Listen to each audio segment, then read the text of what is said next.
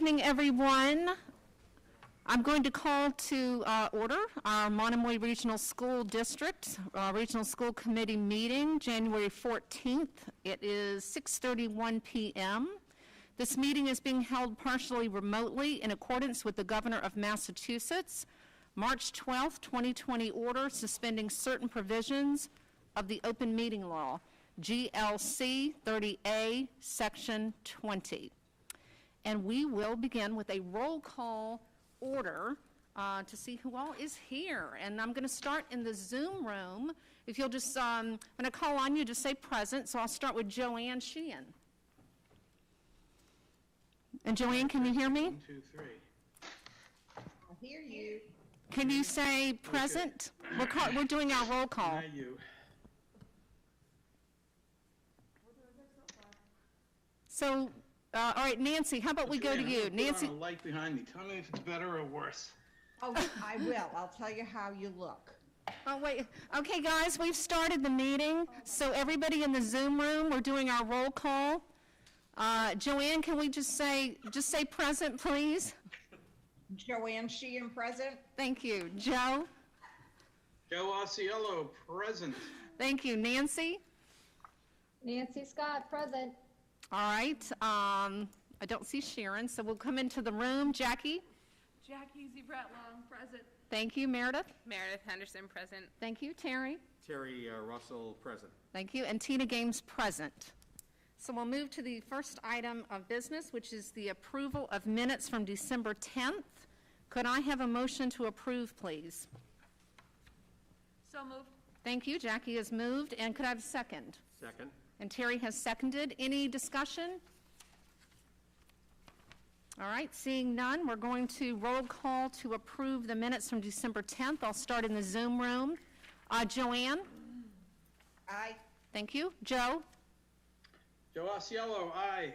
Thank you. Nancy? Aye. Thank you. Jackie? Aye. Meredith? Aye. Terry? Aye. And I'm an aye, so that's unanimous. Thank you. Now we're going to move to public comment. Speakers are limited to 3 minutes. Additional time at the discretion of the chairperson. Is there anyone who would like to speak this evening? If you're in the Zoom room, just take yourself off mic and raise your hand. All right, anybody in the main room? All right, seeing none, we will move on. Recognitions, Dr. Carpenter. We would like to thank the following for their support of Monomoy. First, we have the MIT Club of Cape Cod for their mini grant in the amount of $500 to support the high school STEM 3D printing program. To Cape Cod 5 for their mini grants, the following teachers received them. Liz Hoff at Harwich Elementary School was awarded $413 for the Adventures in Coding project. Christina Fonts was awarded $500 for the Outdoor Classroom project. Sarah Eidman, $494 for the Books and Mirrors and Windows at HES Library project. Billy Weimer, $500 for the Life of the Moon, How Can a Colony Survive project. And lastly, Elizabeth Bourget was awarded $500 for the Exploration WIDA project.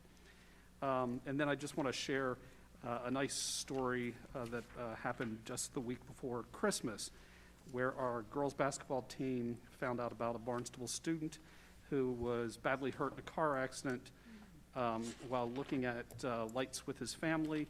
The team, led by Captains Leah Nash and Maggie Deaver, collected money and bought both birthday and his birthday was apparently about the same time as Christmas, and Christmas gifts for the young boy, Hunter Bradford. Maggie and Leah then visited his house and delivered the gifts on behalf of the girls' basketball team. Both Hunter and his family were very grateful and would like the team to be recognized, and saw this as a perfect example of how selfless and giving student athletes can be.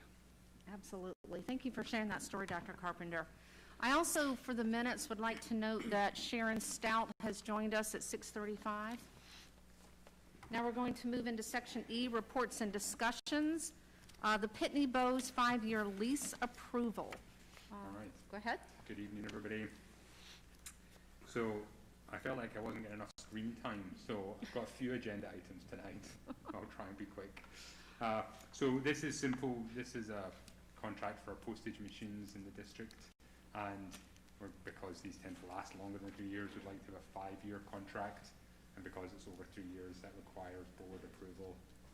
So I've provided the details in the note of the models. There's 5 machines in all, and going for this contract instead of a 3-year contract will save us about $6,000. So not a ton of money, but you know, every cent counts. Okay, thank you. And it's marked for a potential vote, so it sounds like you probably Yes, need us to do that. please. Okay, great. Any questions for Michael before we move into a vote on this? Jackie? I have, I think, a silly question, but are we getting are they gonna be new units for the 5 years? Or are they be existing for an additional 5 years? That's a great question. They are new units. New units, okay. Yeah. Thank you. All right, thank you. Anybody else with a question before we move into a vote? All right, seeing none, could I have a motion to approve, please? Jackie? I move to approve that the district enter into a 5-year contract with Pitney Bowes for the lease of 5 postage meters as detailed in the memo provided. Okay, thank you. A second? Second. All right, I'll take it from Meredith. This is the second. Any discussion? All right, so we're going to roll call vote to approve this. We'll start in the Zoom room. Sharon, we're going to start with you. Yes. Thank you. Joanne? And you'll have to take yourself off mute, Joanne.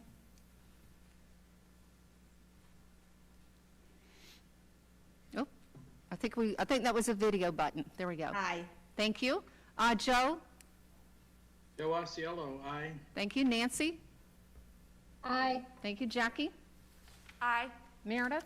Aye. Terry? Aye. And I'm an aye. So that is done. All right, thank And you now very we'll much. move into the second one, which is the maintenance contract extension approval.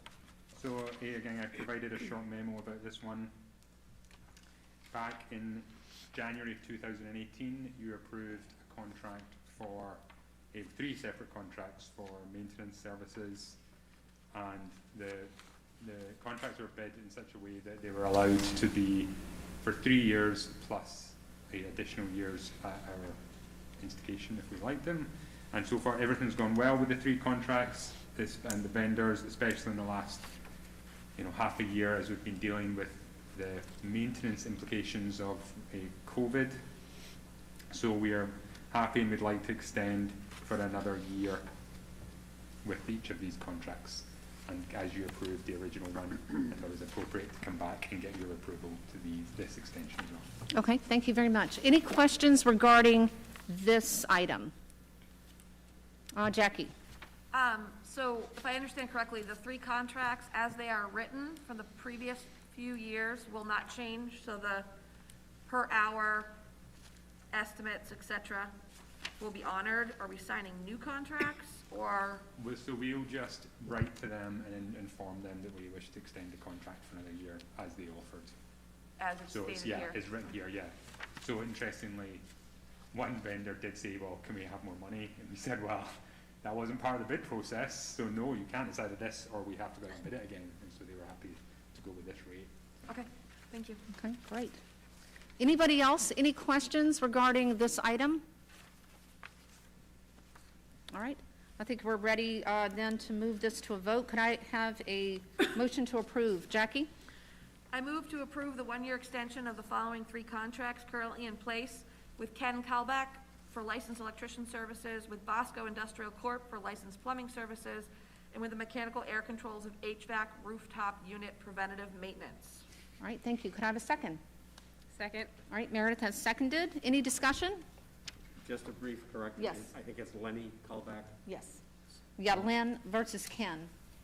I said Len. Oh, What, is it supposed to be Lenny? no, I think you said Kim, but that's okay. It's Lynn. God knows what I said with my. Yeah. But Ken, To yeah. confirm, I'd approve Ken too. Yeah.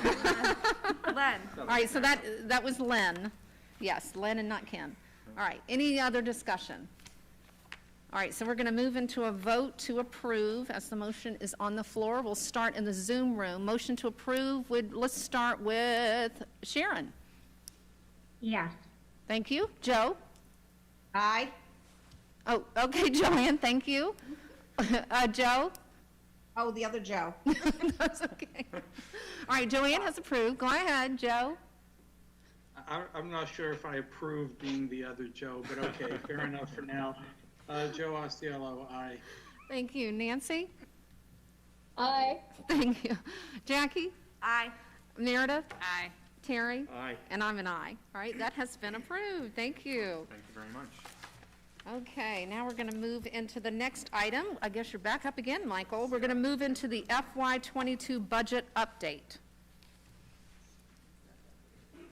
And we're waiting for those of you at home. We're putting up the presentation on the screen. Terry, you can ask your clicker now to shut Okay. off the closed caption. All right, we're ready. Yep, we're ready. So we went and gave a budget presentation this past Monday at the Harwich Selectmen's meeting. Michael and I played a game of rock, paper, scissors to see who would be presenting tonight. He lost. We did very much a condensed version for the Selectmen's meeting that only had a little over a dozen slides. But this has, this is sort of the expanded, fully expanded, has all of the information that people might be wanting to know, just in terms of a 30,000-foot overview of the budget. I think the important thing that everybody should know and understand is that this budget will maintain all existing services and programs in our schools. So it's solid that way. There is a slight reduction in staffing, but it corresponds with a slight reduction in enrollment that we anticipate this next year. There is staffing that will be shifting from the elementary levels, at least in terms of, it's not necessarily that we're moving elementary staffing, but we'll be using that FTE resource and moving it again towards the high school, because the high school is the one building that's going to be appreciably growing. It was growing this year, growing next year, and will be continuing to grow.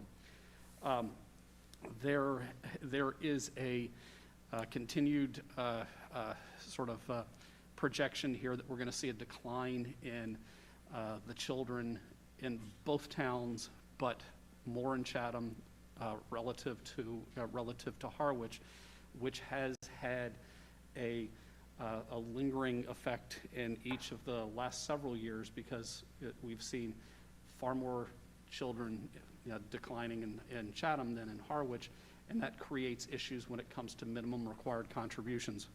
I think one of the great additions that you'll see at the very end of the budget presentation that Michael has is I think he did something smart that we hadn't done in the past, and that's to not just apply last year's minimum required contribution to sort of an assessment projection, but because we have, I think for the last 7 budget cycles that we've had, and for that matter, when I was at my former district, we would always take the minimum required contribution in Chapter 70 from the previous year, apply it to the assessment, but what we know has happened and continues to happen here, and it bites us later on in the budgeting process, is that minimum required contribution keeps shifting towards Harwich. So we've accounted for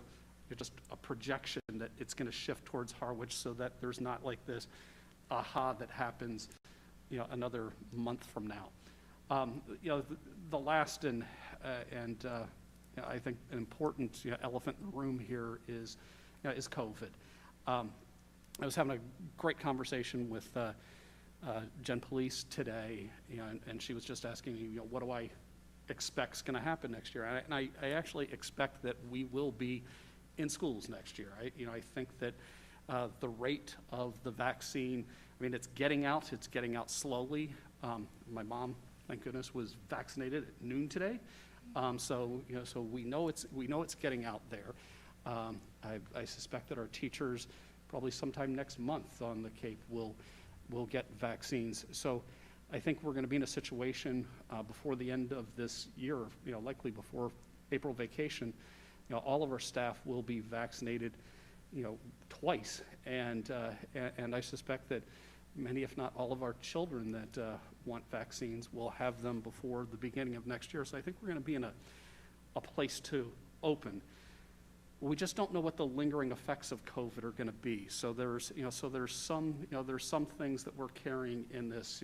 We still have some extra nursing staffing carrying in this budget, and there may be some things that that we're going to need to do as a school district to compensate and make up for some of the losses that may have been happening over the last year as students have been in these sort of remote learning, blended learning types of situations. So with that, I will turn it over to our business manager. All right, thank you very much, Superintendent. So, I'm going to go through, because we did a really short version for the selectmen, because you're very lucky you're going to get the extended director's cut. It's going to be a little longer, but I'll go quite quickly. But if you have questions, just give me a wave, and I'm more than happy to stop and answer any questions you have, at any point, even if it's not on the slide I'm talking about. I'm sure you understand the process better than I do at this stage, because you've all been through it more often than I have. But just for anyone who's listening at home, or just to recap, basically the process is we first work out how much money we think we need to run the district that year, and that becomes our budget. And then we look at how much, so that's the first step. We then look at how much revenue there is available from sources other than our towns to help offset that budget, to reduce the assessment for the towns. And then we calculate the assessments using the calculation in the regional agreement. So there's like a 3-step process. And as a result, that means the increase for the towns is not just based on the budget, but it's also based on what other revenue is available to offset the budget, and it's based on the assessment process. So kind of there's 3 steps to it. And I'm going to follow that process in this presentation. So the first part is how we build the budget. So we develop the budget guided by the district's mission statement and strategic plan. And you'll see that mostly when we look at the budget priorities of the types of things that the principals are requesting for funding. But however, we also recognise the financial position of the towns. And in this year, we have identified savings, as the superintendent mentioned, mostly as a result of change in enrolment. We are still early-ish in the process, and so we did have to make some assumptions in order to put this budget together. Partly, like we mentioned, the revenue from the state, but most importantly, health insurance. We don't know what health insurance rates will be next year. So we have assumed at the moment 5%, and we're hopeful it's less. We'll talk about that a little more in a second. So clearly, student trends help to drive the budget. And as you know, ad nauseum we talk about this, but the enrollment is down. But it's also important to recognise that the profile of the students we serve has changed in some ways, and that also impacts our financial needs. The percentage of students with disabilities has stayed the same. So on this slide, I have one big graph, it's all students enrollment, and then 3 smaller ones. The top one shows the percentage of students with disabilities, and the orange number is the change in percentage over the last 5 years in the district, and the grey is the percentage change in the state. So while the state has increased the number of students with disabilities by 7%, our number's actually gone down by 1%. However, with English learners, we have seen a 42% increase in the number of students, and the percentage of students, I should say. And also, there has been an increase in the percentage of students identified as economically disadvantaged.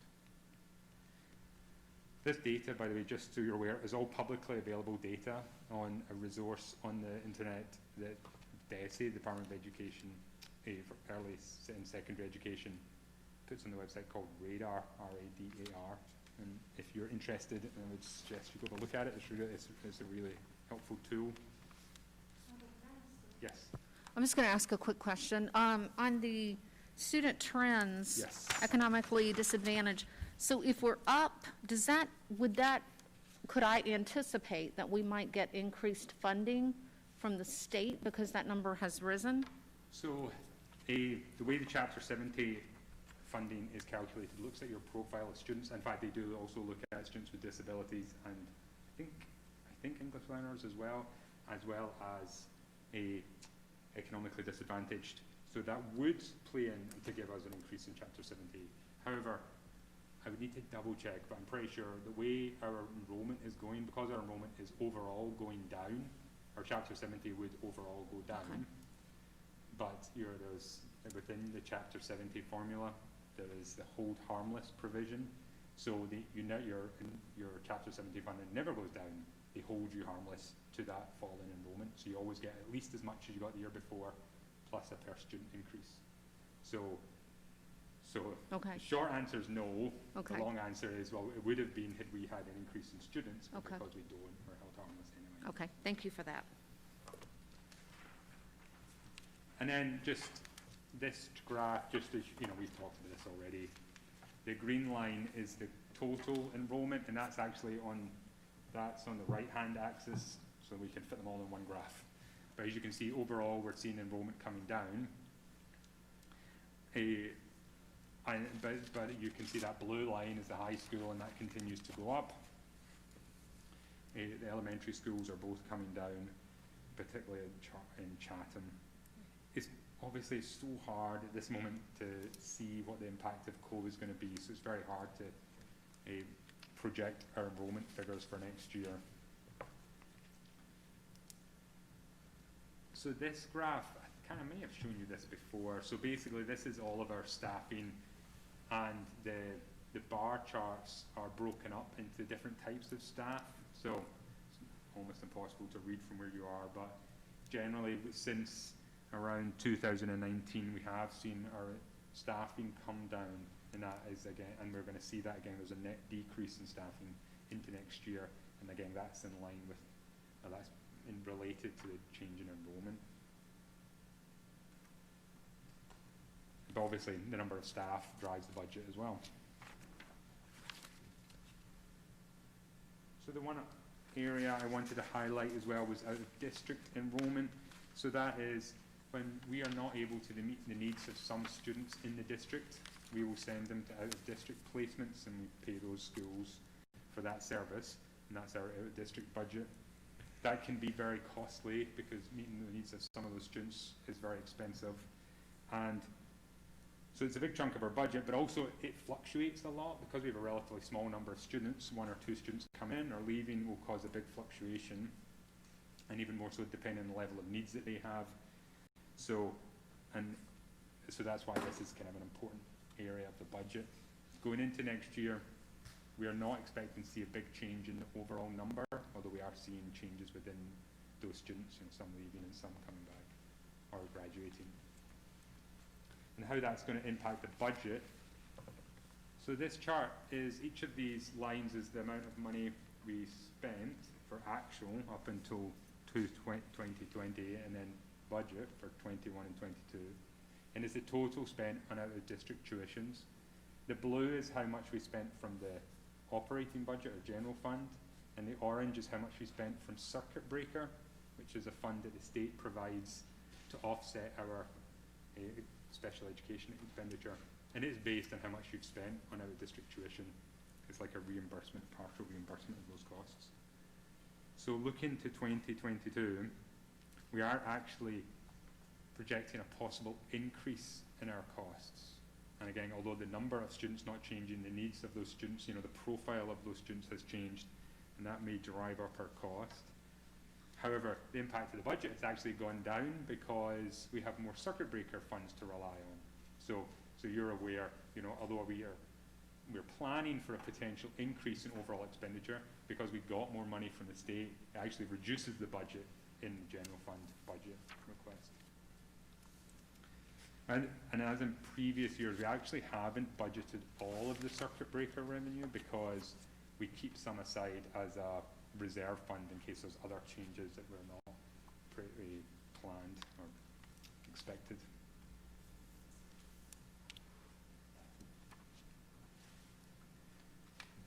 So then, another big chunk of our budget is the tuition that we pay for school choice students and charter school students.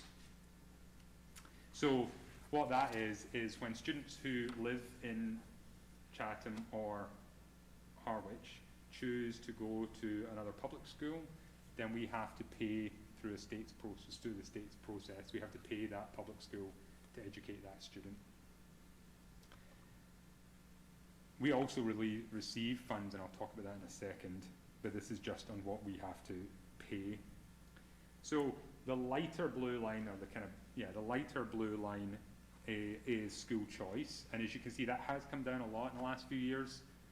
So this is one of those things where I'm just not sure how things are going to shake out from COVID. I don't know. So it's hard to determine. The numbers are fluctuating a lot. So we kind of looked at it and we decided to keep it level to what it was this year. It's a little, playing it safe a little bit, but it just gives us that, just gives us that reassurance that we will have enough money to pay for that. And if it goes high, it won't be too much higher than we had budgeted. And the same sort of applies with charter schools. So that's when students who live in Harwich or Chatham choose to go to a charter school. And again, we've seen a couple of years of reduction, though it has been a little more varying. But we've just budgeted what we budgeted last year. And that seems to be reasonable based on the number of students that we're seeing.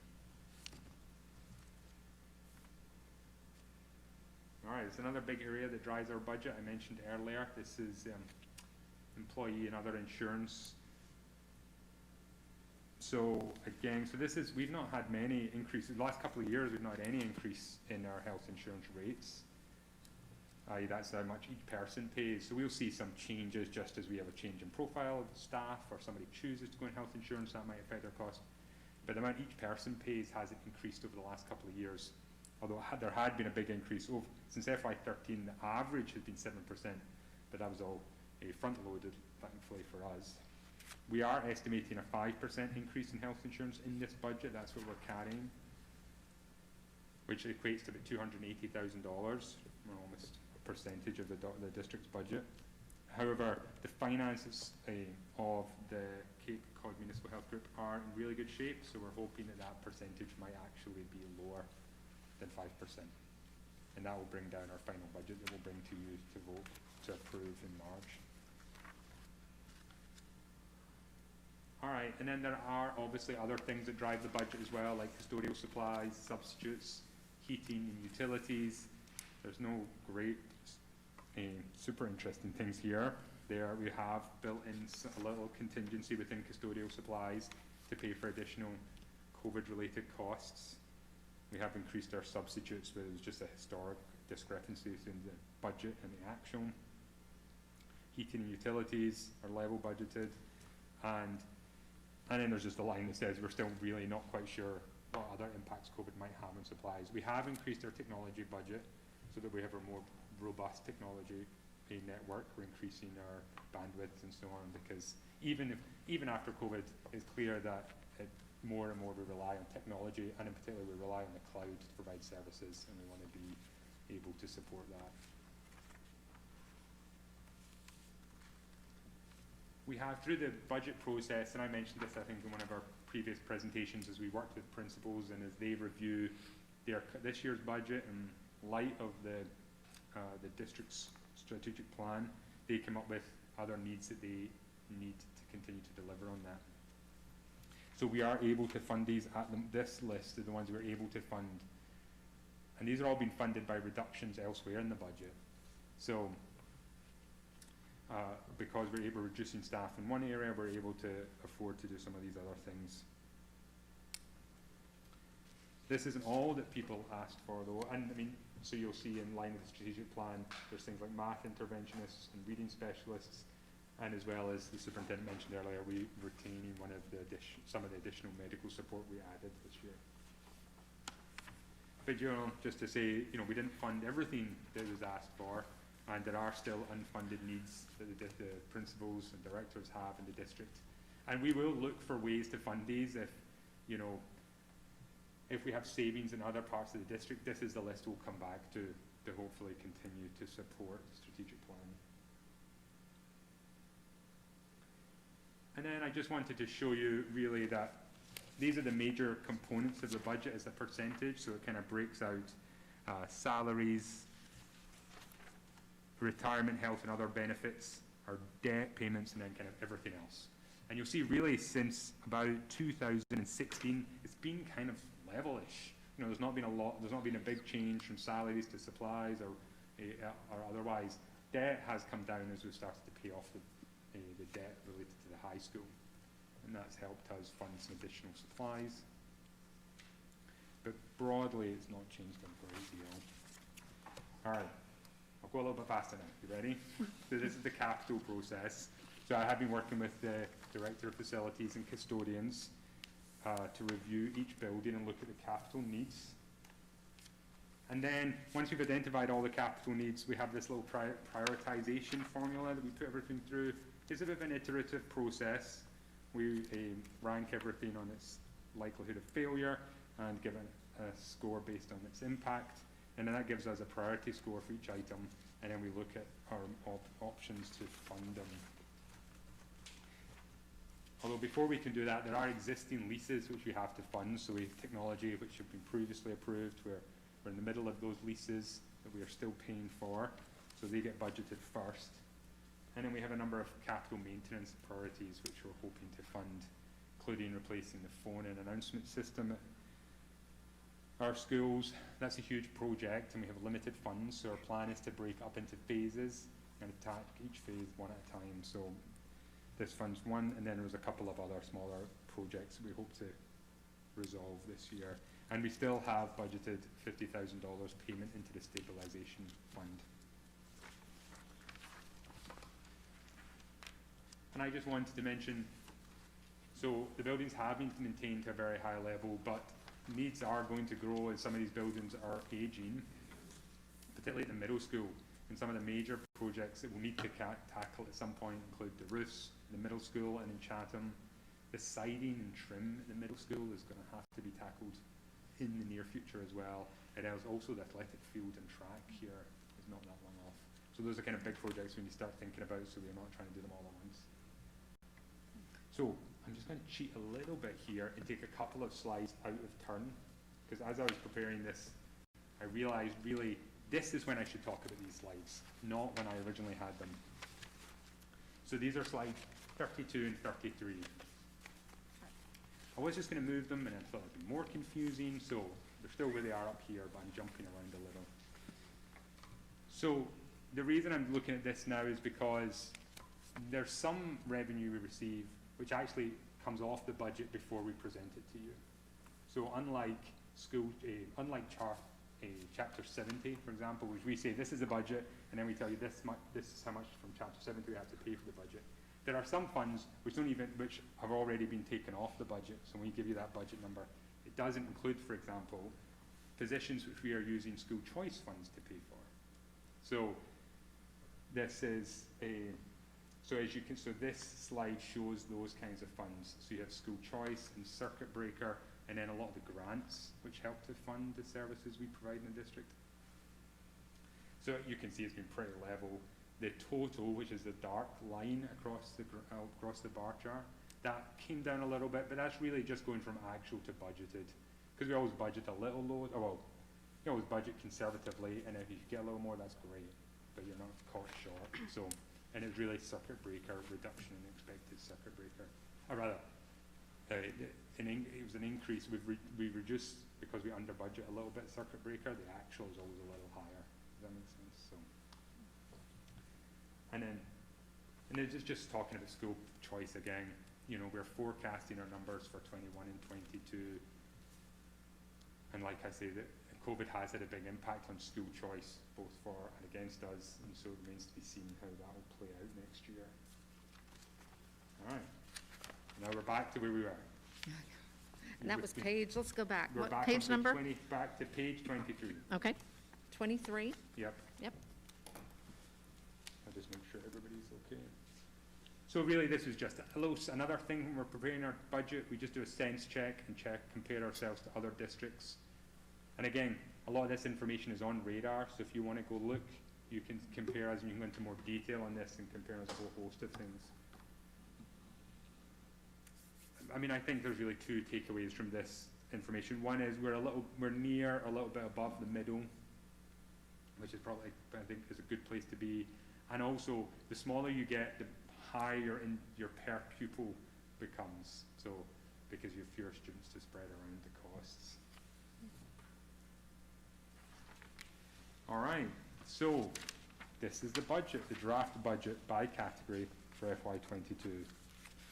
So what this does is this has each of the categories that we normally present our financial reports, and it provides the budget, and it also provides a note of how it's changed since last year.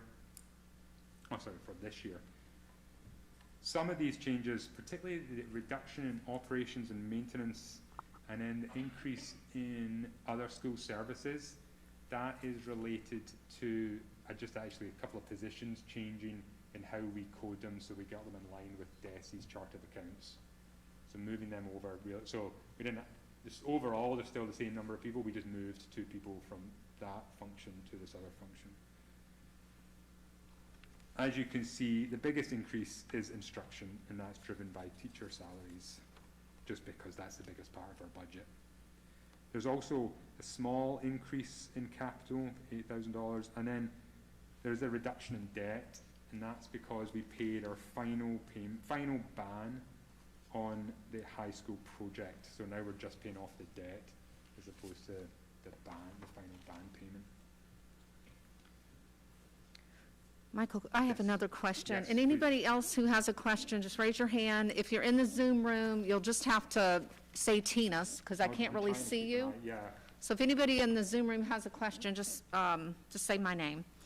For the budgets by category, is the ELA curriculum factored in to this? So the ELA curriculum, our hope is to be able to use funds we have available this year to pay for that. Okay, So it's not, Okay. it does not appear in here. okay, all right, thank you. Anybody else? Okay, go ahead. All right.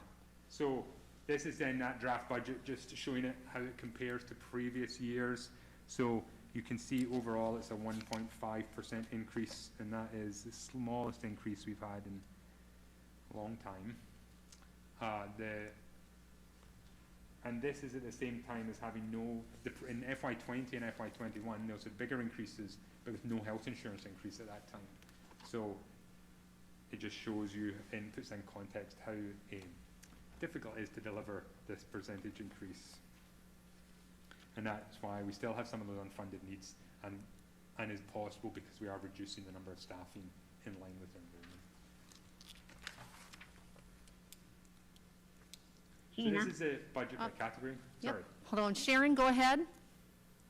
Yes, a while back, there was a page that showed specifically the positions that were going to be increased or being proposed to be increased. But I don't see anywhere in here the specific positions that are proposed to be cut. You keep saying, you know, things are going to be cut, but it's going to be, but what is this? Are we losing a grade 1 or 2 or library teacher, or I don't see any of that in here. Am I missing something? You're right that it's not in here. So the reductions are reducing, you're right, it's reducing the number of sections in the elementary schools. Grades, number of classrooms, Yeah. Let me just find it. I'd like to know which particular grades are going to need to be lower. All right, I will tell you. Okay, hold on, Sharon, we're getting, Michael's getting that answer for you, so hold on one second. Okay, that's fine. Just bear with me. Let's see.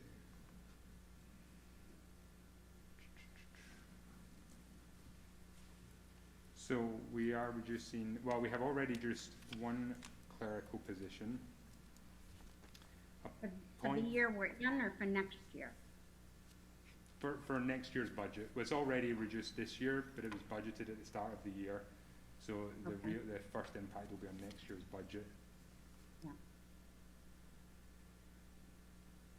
We're reducing 0.5 in preschool teacher, a Because of 0.5 less, FTE. less preschoolers? Yep. Okay. Let's see. Then 3 positions in Chatham. Those are one from kindergarten, grade 1 and grade 2. Our classes are going down by one classroom at grades K1 and 2, is that what you're saying? Yes. So the only thing that's hard to follow here is it's hard to compare it to this year because we don't have everybody in school right now, so we don't have this number of sections. So this is kind of compared to the budget that was prepared for FY21 at the start. Does that make sense? So, you know, so if you went into Chatham tomorrow, you couldn't point to these 3 sections because they're not in school right now. This is compared to what we budgeted for FY21 before COVID changed everything. So it makes it, so if that sounds confusing, it is, and I meet regularly with principals to try and go through it again and work it out. So is there a chance that there'll be more kids registering? I mean, I know of somebody who moved from Harwich to Chatham, maybe this week, but I'm trying to pinpoint it so I know, like, that the class sizes aren't going up, and that if we are without the classrooms, that's fine, and that would make sense if we're still keeping class sizes in class, regular classrooms, specials, all of those kind of things comparable. So there's not a change. But what you're saying is, and when do we find out, a kid, if they live in Chatham, they could decide to come in October. So because of this COVID, it might be a big surprise. So, I mean, we do, the principal Chatham does reach out to the community, to preschools and so on, trying to identify any students that might be likely to enroll next year. Okay. And there is the census information as well. So even without COVID, there is that general decline in the number of students who are available. There might be an increase in the number of students, or higher than we are expecting. And our plans do allow for some, there are a couple more students than we're expecting. Our plans do allow for that. If there's a huge influx, then we would need to go back to the drawing board a little bit, but none of the information we're seeing suggests that we're going to see a big increase. Okay. The only things we're cutting are the clerical, the part preschool, 3 positions that there seems as though there aren't children for. And Yep. that's it. And if we No. find out there are more that are going to be too many classrooms, we'll have to add to No, so we have some other positions which we've cut as well, or we are planning to reduce. What's that? So, a special education teacher at Chatham as well. And that's full-time? Yes. Okay. Is that it? Nope. An instructional aide at Chatham. Then we obviously reduced the Make Way for Kids program. Yes, last year. Yeah, but it was budgeted last year, so Okay. the FT was included, even though the program is eventually cut in the so when we paid FY21 budget, it was in the budget.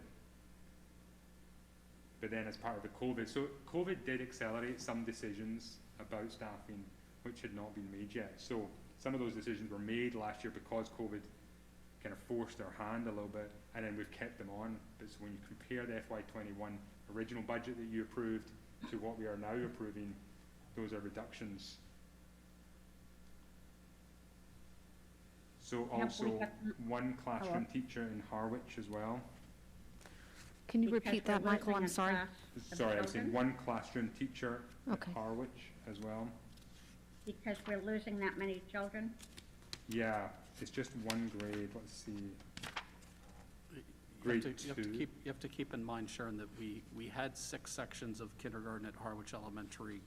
That's down to 5, and now we're going to start seeing over the next few years, those 5 sections of kindergartners becoming 5 sections of first graders and 5 sections of second graders, just the same way that we saw Chatham Elementary drop down to 1 section of kindergarten. First, it dropped down to 2 sections of kindergarten, and those were sort of going up the grade levels. Now it's down to 1 section behind it. So you're seeing this sort of compounded where we have fewer children, both elementary schools, and we're seeing a contraction of those grades. But as Michael points out, that this is, it's hard to compare it because the comparison is to the budget that was presented this time last year. And we had to implement some things as we went into COVID that, Yes. that had some of the reductions take place in between, in the interim. So this is reductions off of what we had initially planned this time last year. Okay, and is this the end of it, or is there more, Michael? There's one, Or there's one Scott? more, which makes, so then there's also, one grade 5 section at the middle school, One what? grade 5. Oh, thank you. So is that Because Oh, we go ahead, Meredith. Go ahead. a team or one teacher? one teacher. Okay. And that's, so and then it's just important to say that, as you noted, we're also adding certain positions. So, the actual impact on the staffing is not finalised yet. Okay. So, Madam Chair. Oh. to sum this up, all of these cuts are just because there aren't the children there, and even the special ed one, Yes. need isn't there because there aren't as many children. Is that correct? Yes, exactly. Okay. It just needed to make sense to me in detail, because this is a big deal, cutting things, if it would hurt any children at all. Thank you. No, you're Thank you. 100% right, Sean. Thank you. All right, Sharon, thank you. Terry? Michael, thanks. This is a great deal of info and a very easy way to understand. A suggestion, not tonight, in no great rush. Sharon raises a good point.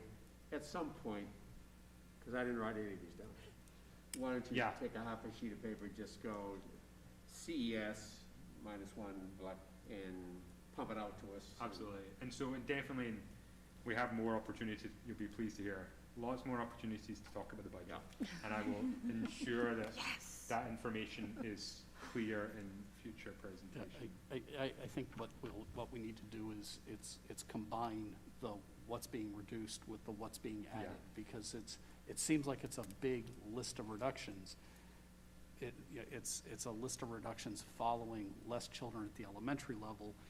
Meanwhile, there are things being added in the budget that Michael was also bringing up, that, it's not just reduction. Okay, Yeah. thank you for that. All right. Madam Chair, can I just? Oh, ask- yes, Meredith? So, and tell me if this is not the right time, but I believe there were some remote sections, maybe some in-person sections that were added just for COVID this year. Yeah. So that's not what we're talking about. Those are additional. Right, And those were- those would be in a mythical column in between Yeah. 2021 and 2022, Oh, which are all these sort of 21.5. grants, Exactly. temporarily grant-supported.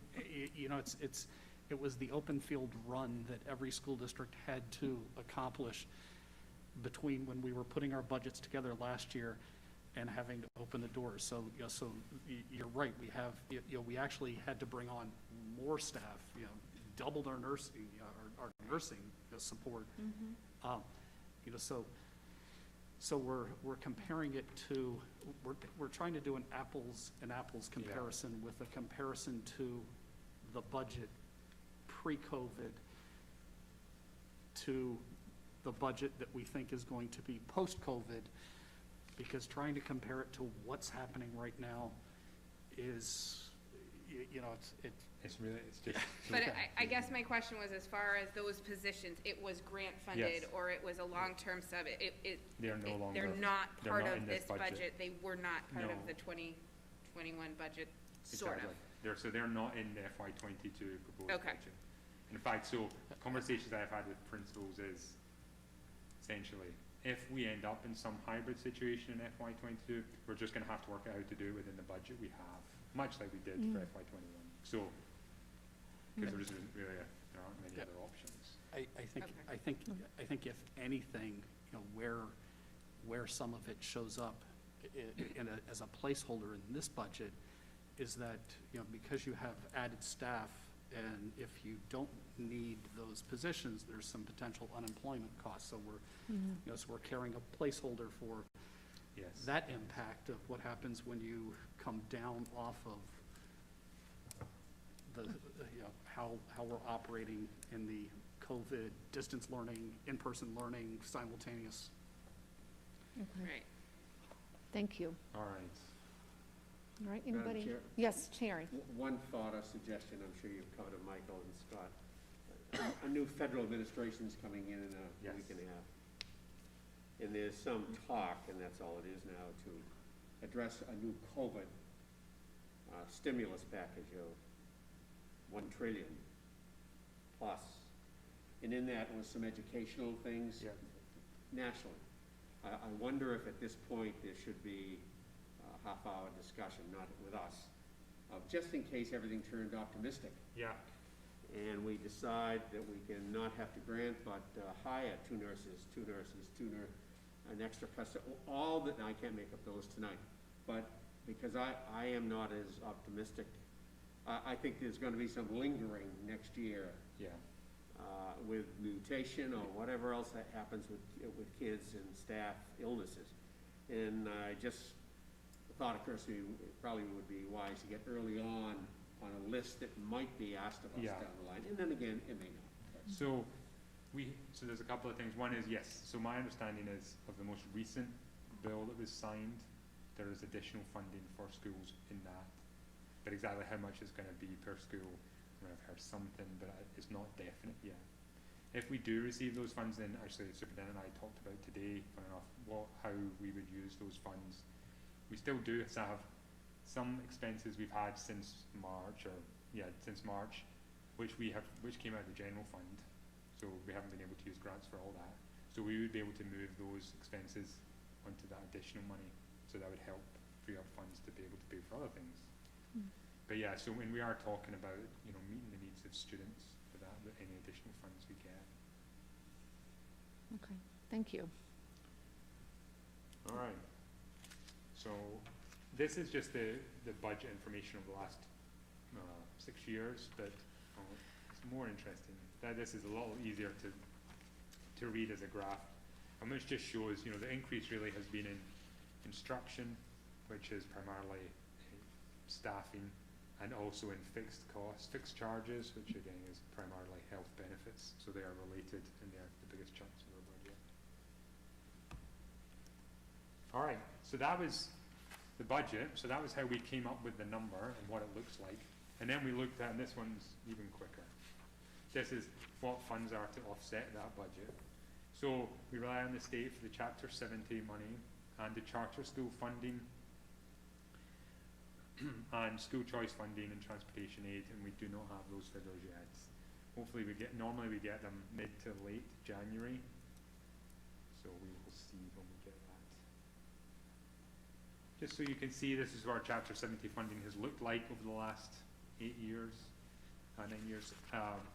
So we have been seeing an increase, which has helped to offset our budget and reduce the assessment for our towns less than it might otherwise have been.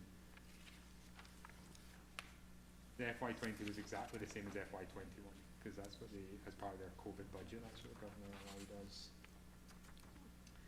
This is other revenue. You've actually seen this slide before, so nothing's changed on this since the last time. We have been seeing our other revenue. This includes Medicaid, and interest on savings. Interest has been going up, Medicaid has been going down, which helped to offset that reduction, and we are working on getting our Medicaid back up. The one thing that's not here actually is the charter school tuition, which is normally, and we've budgeted around $100,000 for that.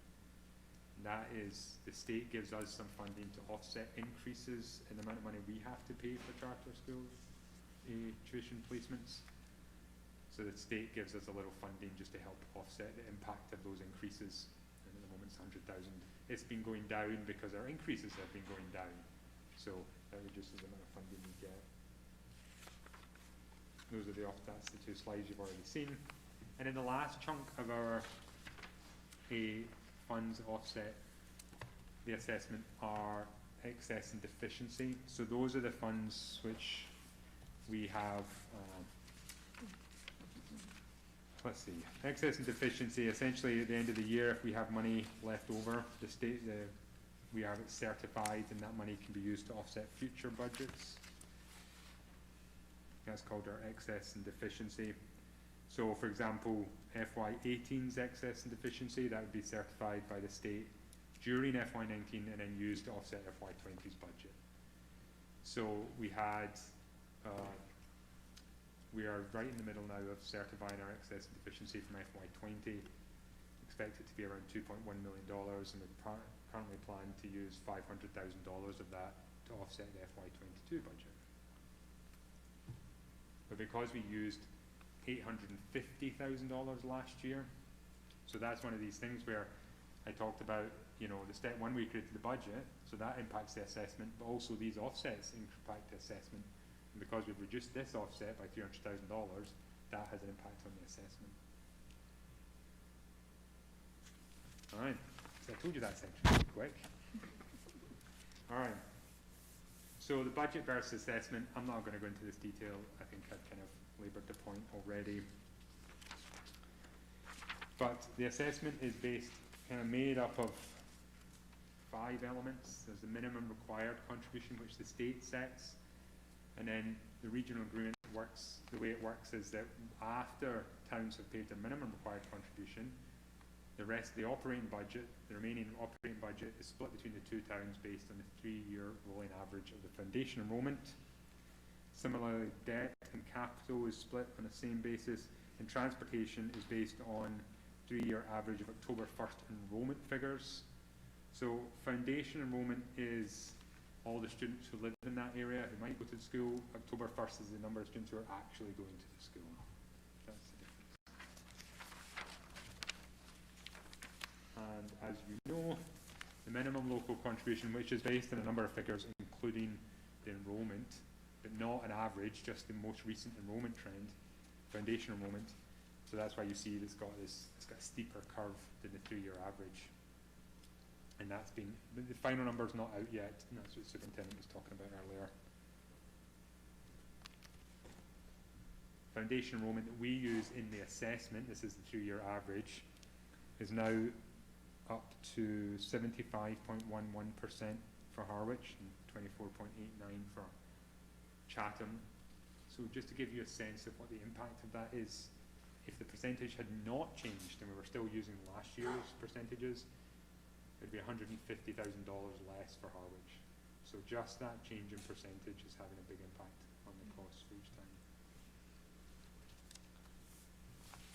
And that's the enrolment trend. Different graph, but it's a similar trend. This is for students who are actually here on October 1st. And that's also shifting towards Harwich.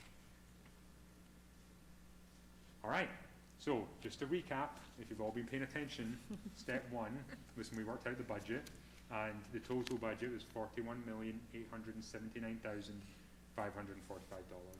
and of which that was just 1.5 million-ish was transportation, 363,000 for capital, and 1.9 million for debt. Okay. I know, it's the same numbers, it's just I put of which in there.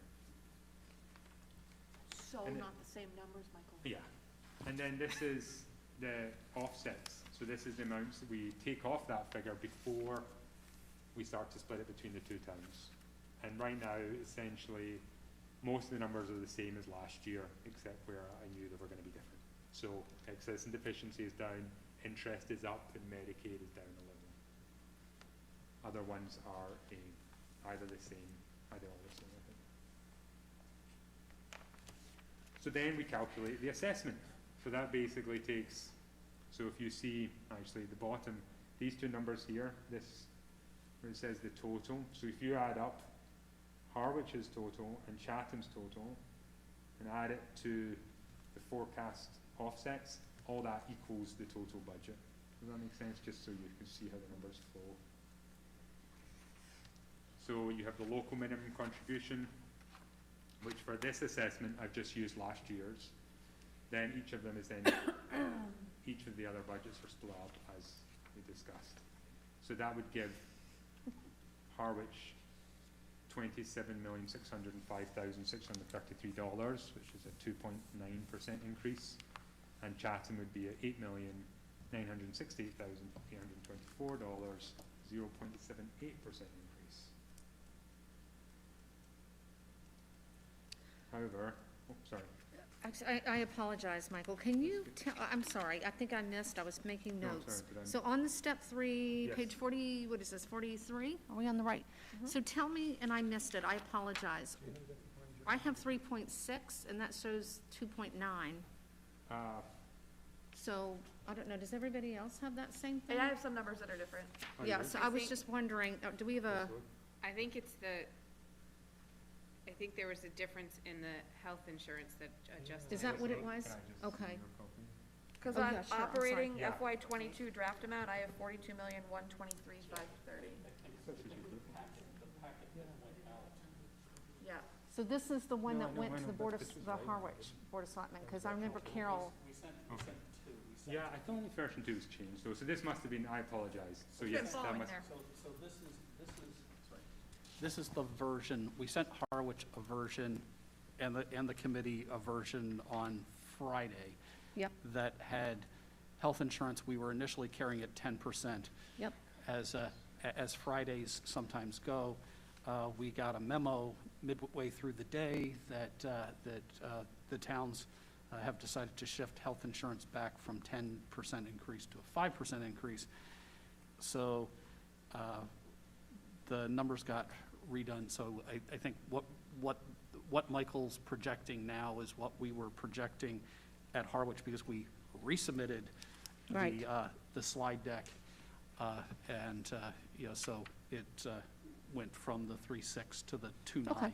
Well, that's, so the one on the screen is the most accurate one, is that correct? yes, it is. Perfect, that's But it- all I need to know. But it does, Sorry. it does give you a feel for how big of an impact Yes. on one's budget health insurance Yes, can be. absolutely. Yep, absolutely. And while we were, on Monday night when we presented the business manager at Cape Tech was presenting, and she, I think maybe was tipping her hand to some insider information that she thinks that it's actually going to go significantly lower than 5, and there's a chance it could be a third year of a 0%. And one of the reasons why it's looking like it might track that direction is because of the pandemic, everybody is delaying elective surgery, so there's, so the account balance for Cape Cod Municipal Healthcare has not been tapped. I can imagine when we're on the other side of this pandemic, everybody needs to go on, Yeah. hold on, because I think there's Yeah. going to be a lot of stuff that's been deferred Right, that's going to go. It'll catch up at some I'll point. get hit potentially out in FY '23. right, right. 20% increase. Right, so I just want to make sure, school committee members in the Zoom room, so the page number 43 that's on the Zoom screen is the accurate one. The one in your packet is not. So I will send this out. So I just wanna It's make sure. actually- The right one might only be on the website already, but I will send out, I'll send it this evening. Okay, to that's everybody. fine. So I'm sorry about that. So No, no. yeah, so we sent out, and then we changed it, and by the time we got it back out, you guys had already received it. It's so- fine. I like that one up there, so Yeah. I'm perfectly fine with it. Yeah. I just wanted to make sure everybody knows that the one in their packet, to please refer, and anybody in the public room that's watching this or listening, the one on the screen. Do you have the accurate number? Yeah, Oh, it's on the website, so it is on the website. Okay, thank you. yeah. Oh, so- 41? Page So- 40? Okay, Yeah, because all the numbers are gonna be different because Yeah. the Okay. budget number is different. okay, all right, thank you. All right, sorry about that. That's all right. All right, so with this new budget number, which essentially is just 5%, the only change was the 5% in a health insurance. Okay. That reduces the increase for Harwich to 2.9% and 0.78% for Chatham.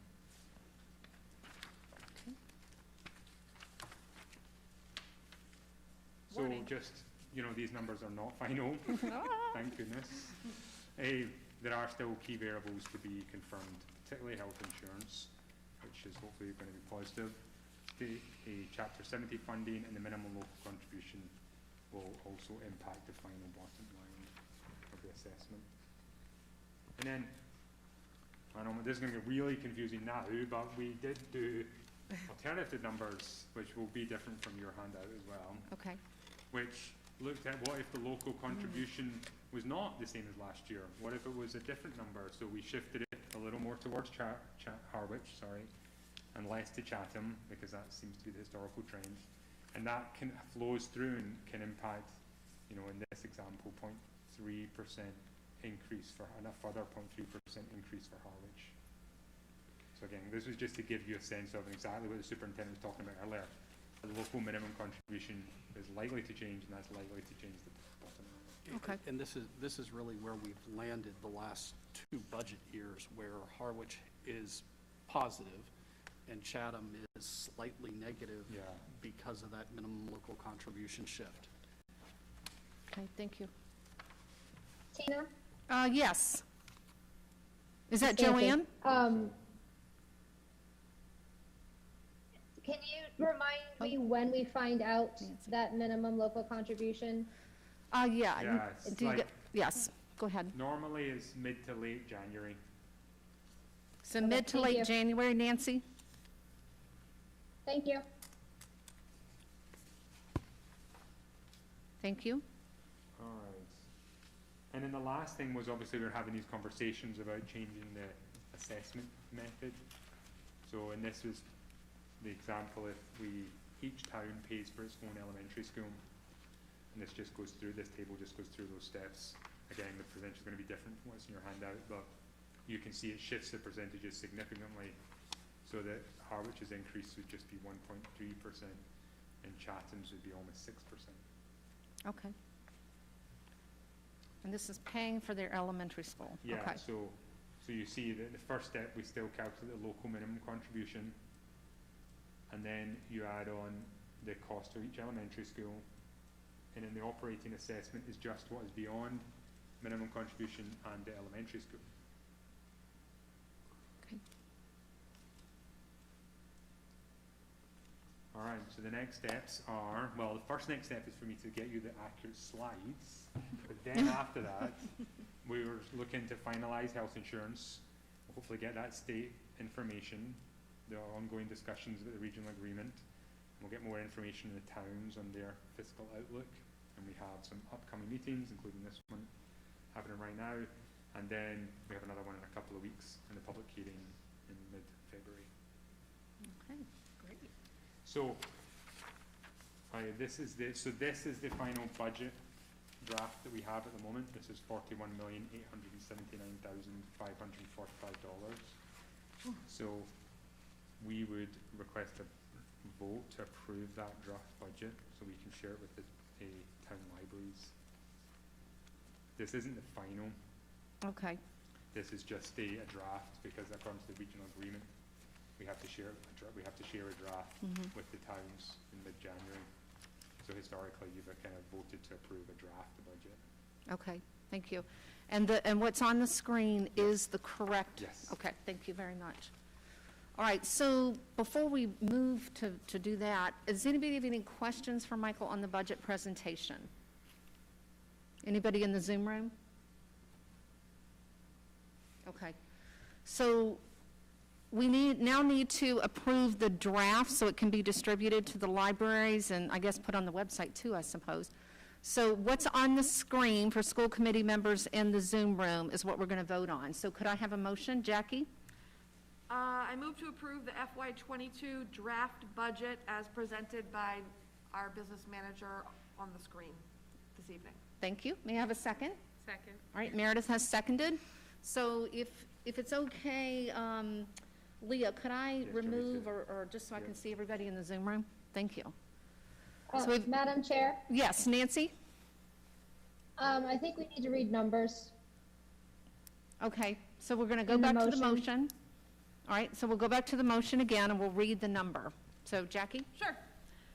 I'm going to amend my motion. I move to approve the FY '22 draft budget update as presented by the business manager. Total budget for the FY '22 is $41,879,545, of which transportation is $1,510,308, capital is $363,813, and debt is $1,934,625. Thank you. And Meredith, keep your second? Yes. Okay, so, all right, so we've revised the motion, it's been seconded. Any other discussion? All right, hearing none, so I'm going, if you don't mind, thank you. And I'll start, so we're going to move the slide in the Zoom room so I can see everyone, but I'm going to start in the main room while that's being done. So, motion to approve. Jackie? Aye. Meredith? Aye. Terry? Aye. I'm an aye. And let's move to the Zoom room. Sharon? Aye. Thank you. Joanne? And you'll have to come off mute, Joanne.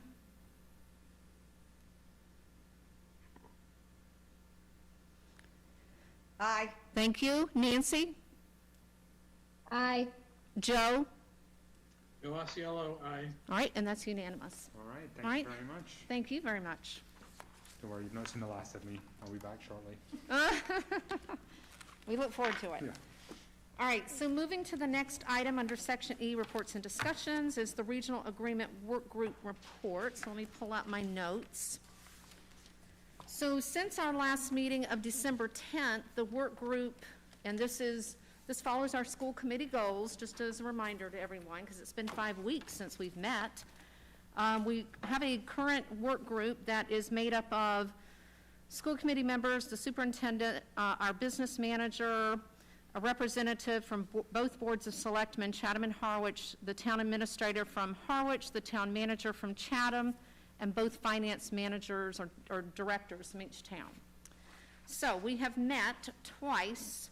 We met on December 18th, and we reviewed the results at that time of the Monomoy survey that the school district sent out to families.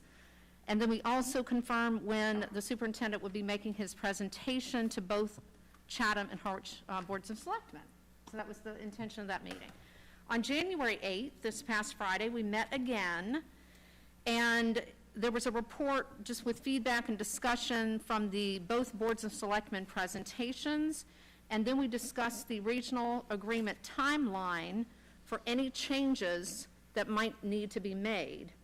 And then I'm going to ask the superintendent in just a second to walk us through that.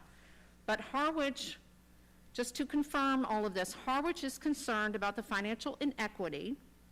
Chatham is concerned about the school situation. What's the long-term solution for Chatham Elementary School? Chatham has indicated that the inequity situation might be an easier sell to the town of Chatham if they had a long-term solution on the horizon. So it's that was kind of our discussion in there. And let's see here. And then we also had a brief discussion about our second school committee goal, which let me just remind everybody what that is. We have a school committee goal to establish a working group and hold a meeting early. No, I'm sorry, that's the wrong one. Establish, organize, and lead a visioning session and/or community forum that includes a representative group of stakeholders from Chatham and Harwich to discuss an elementary developmental learning program. So we did touch on that in the work group on Friday, that we're going to also have a little parallel thing going on. And let's see here, the regional agreement amendments have to go through a process, which I'm going to just ask the superintendent in just a moment to remind us of what that is. And what we realized on Friday is DESE, the commissioner does have to review this and sign off on it, so it does delay this. So I don't know that we're going to meet the deadlines for inclusion in the warrant in May. So we had a brief discussion in our work group on Friday. It's quite possible we'll be looking at 2 special town meetings in October or in the fall, one in Harwich and one in Chatham, for any regional agreement changes. And we also discussed the significance of having all 3 entities meet at once, having a joint meeting, the Chatham Board of Selectmen, the Harwich Board of Selectmen, and the school committee. So we kind of had a robust conversation. So with that being said, Scott, if you don't mind walking us all through the timeline, because we do have that little twist of DESE having to have a say. Let's just say the superintendent's all in favor of like a joint meeting, because that's one meeting, not 3 separate meetings. So since we last met, I did also, not only did we present on Monday our budget to Harwich, but the previous Monday I presented the survey, the elementary survey, and just the dilemma that we have when it comes to finances and just the long-term educational programs that are elementary school to the Harwich Select Board. And just prior to the holidays, I gave that same presentation that I have given to the school committee at the Chatham Select Board. I think that if I was to summarize the tone of the conversation when I presented in Chatham, I think it was a unanimous set of voices that I was hearing from the Chatham board that there is a want to make sure that there is an elementary school in Chatham. And and I appreciate that. That's something that's in the regional, the regional agreement. When I gave the presentation in Harwich, one could say that there's probably a sort of a unanimous kind of set of voices at the table just wanting to convey a sense of urgency to coming up with some sort of equitable financial solution. So we have those 2 things. So so the challenge is we have a town meeting that would be coming up in May in both of our towns for the spring, but to have something ready for town meeting, we would have to have the wording ready to go into warrants in both towns, and that wording would need to be approved by this committee, both selectmen, legal counsel, and once that wording gets approved by the selectmen, the school committee, legal counsel, we'd have to ship it to the Department of Education for the Department of Education to approve it before we'd actually want to put it out there formally for a vote, because it's entirely possible that the Department of Education might say, no, you need to change this. Otherwise, the Commissioner of Education isn't going to sign off on it on the other side of this. So there was so we had a separate meeting that was the town managers, myself, our finance directors, and legal counsel for the district and for the town of Chatham to discuss sort of a strategy on how do we get from here to there. How do we make sure that we're hearing the voices from the Chatham selectmen, and making sure that that we come up with a viable solution for the elementary school. How do we approach what we're hearing from the Harwich selectmen in terms of that sense of urgency, So the consensus was that we really do need to change the regional agreement. That's sort of that we need to change the assessment piece. In order to do that, what we would be doing in the upcoming weeks, and I think the intent is to bring back towards the end of this month to this working group a wording mechanism that would make sense and would be mutually agreeable to the towns in terms of how we could go about a shift in assessment. So the school committee well knows that that I presented a very simplistic, what if the towns paid for their own elementary schools, and so when you saw that last slide that Michael presented, it was the budget lines that we historically carry for our elementary schools, plus the cost of health insurance at that elementary school, and that's so it's entirely possible that we just come up with wording that sort of summarizes that approach, and that would get written in legalese into a clause in the assessment section of the regional agreement. We would then be going through that same process that we've gone before with this committee, bringing the wording here. And you can imagine a couple meetings of us to get that wording approved, take it to the select board. Alternatively, we could potentially streamline all of that process by having a joint meeting and bringing everybody together and having it maybe streamlined that way rather than sort of taking it back and forth between boards multiple times. So a suggestion has been to have a joint meeting at some point with school committee, both boards of selectmen, to discuss the wording recommendation. That wording recommendation, presuming we can get all parties to agree upon it, vote upon it, we would then send that to DESE. DESE would go and give us feedback on that. We would have to incorporate that feedback, either bring it back to have the boards adjust their votes, or take the feedback if there was no change from DESE and have that ready for a warrant article. But again, unlikely to happen by May. So we would be proceeding with regard to our budget, with the budget as presented, with the assessments as presented on the initial assessment slides there. And we would then seek to hold a town meeting in the fall of this coming year, so September of 2021, to have it be a specialized town meeting to amend the language of the regional agreement, just focusing on assessment, and the language that we've already, because we had language that we were wanting to just clean up, that it would be that.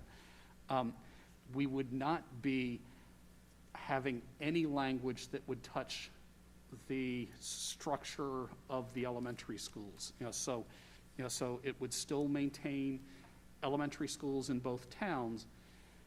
It buys everyone the time that I think we need on that piece of it, because I think you can imagine to try between now and this summer to come up with what the future of the elementary schools should look like, and come up with consensus that people can agree upon in both towns, when it's challenging to bring everybody together.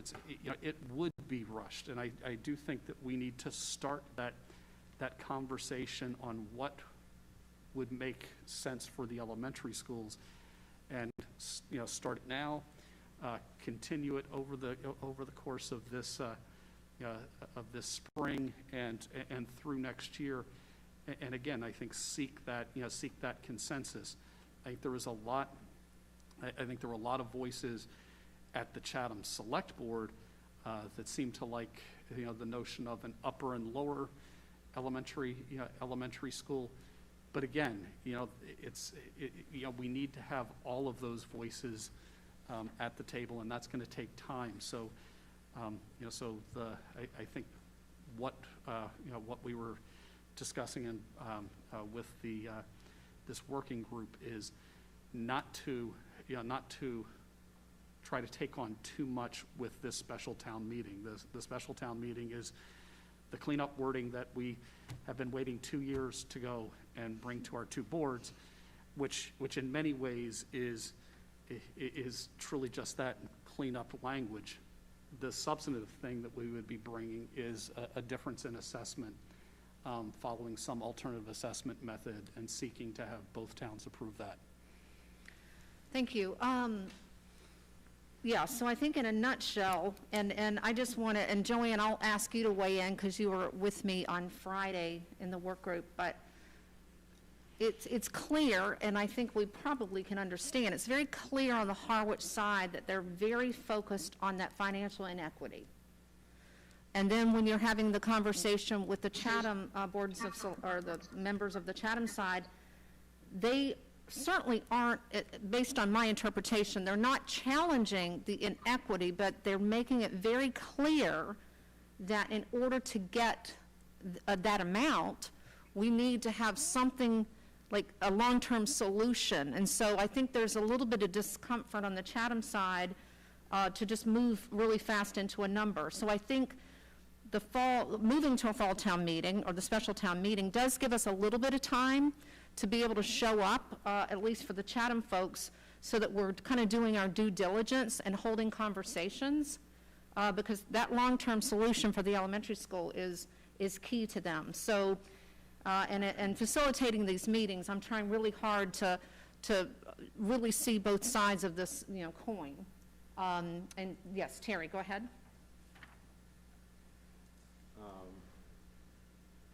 It seems to be a huge task that Scott outlined for us. I didn't make the Friday night meeting, so that's my bad Friday afternoon.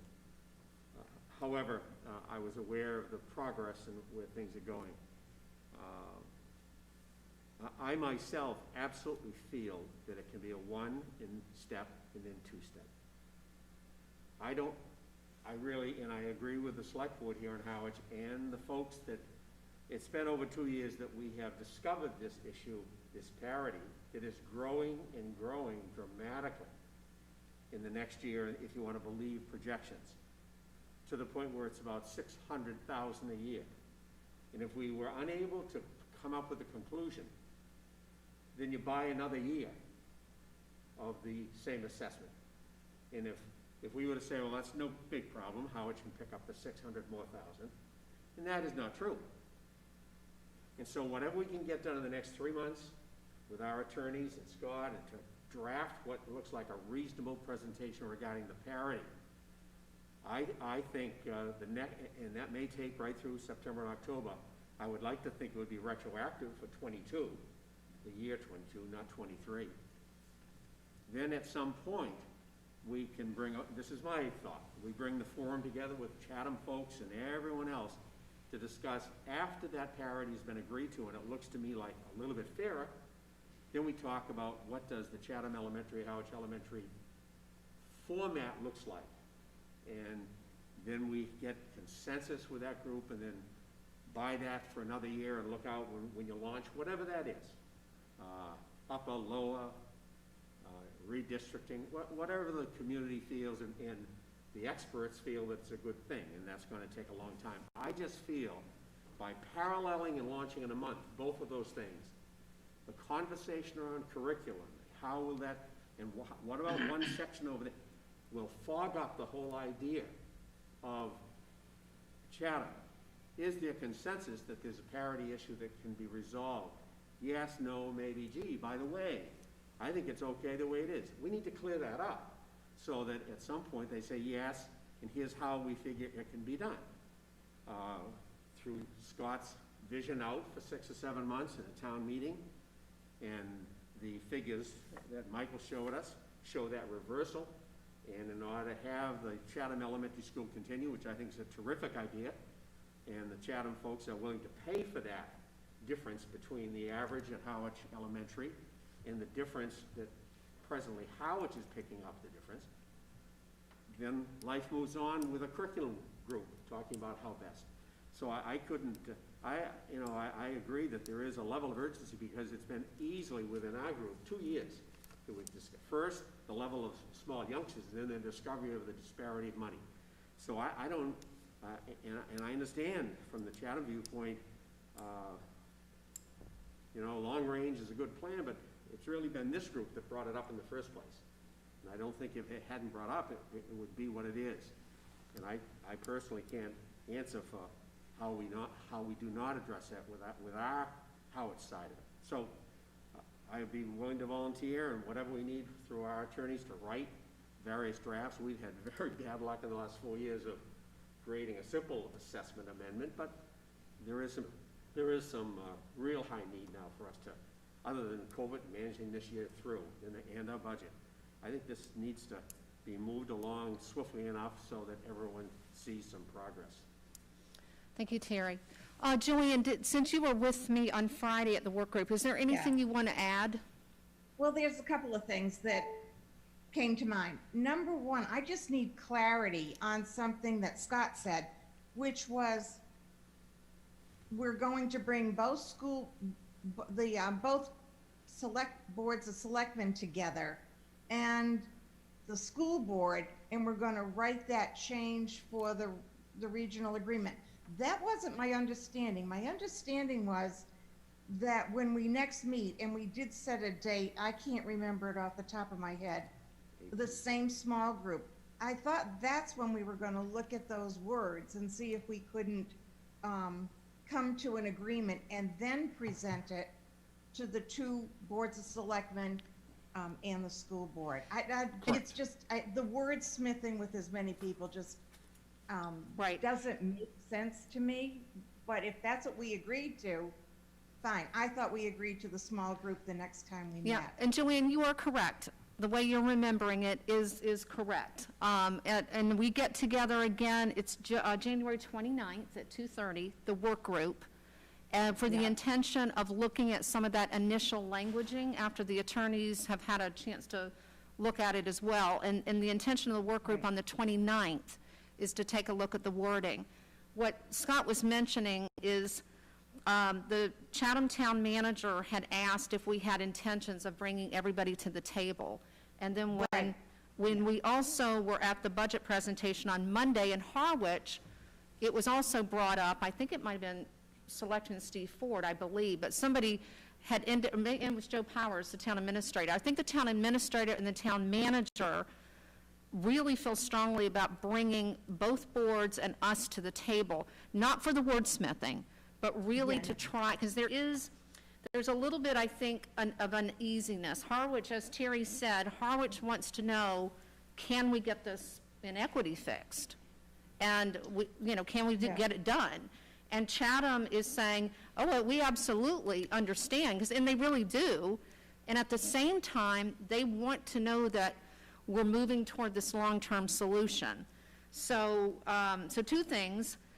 I do believe we have to have all of our groups at the table, and we'll have to decide, and I think the school committee should take the lead on doing that. And then the second thing that I would recommend, and I'm going to ask Leah to put it on the agenda for next time, is I do think we need to move with the school committee goal of establish, organize, and lead a visioning session, community forum, whatever we decide, because Chatham, my sense, and Joanne, you can weigh in, my sense is Chatham needs to see us moving, to have those, I think they need to see us moving and doing our due diligence on that long-term solution. So I'm going to ask Leah if you'll put that on the next agenda for more discussion. Go ahead, Joanne.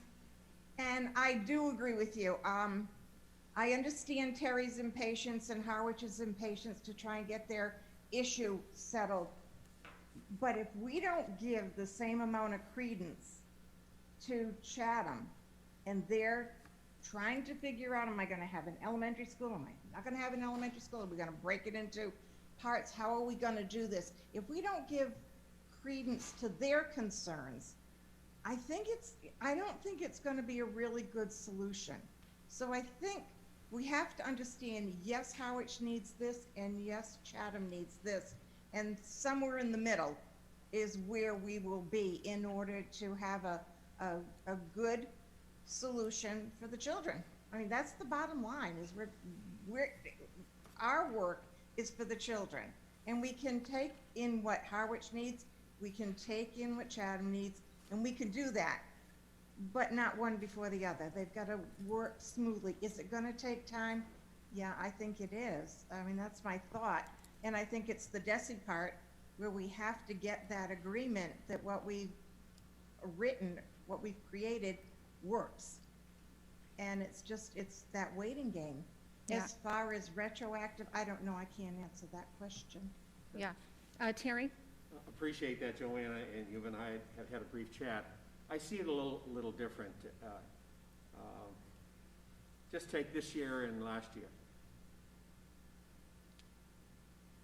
If the shoe is on the other foot in Chatham, budget-wise, and they were picking up $600,000 each year to help finance the Harwich Elementary School kids' disparity,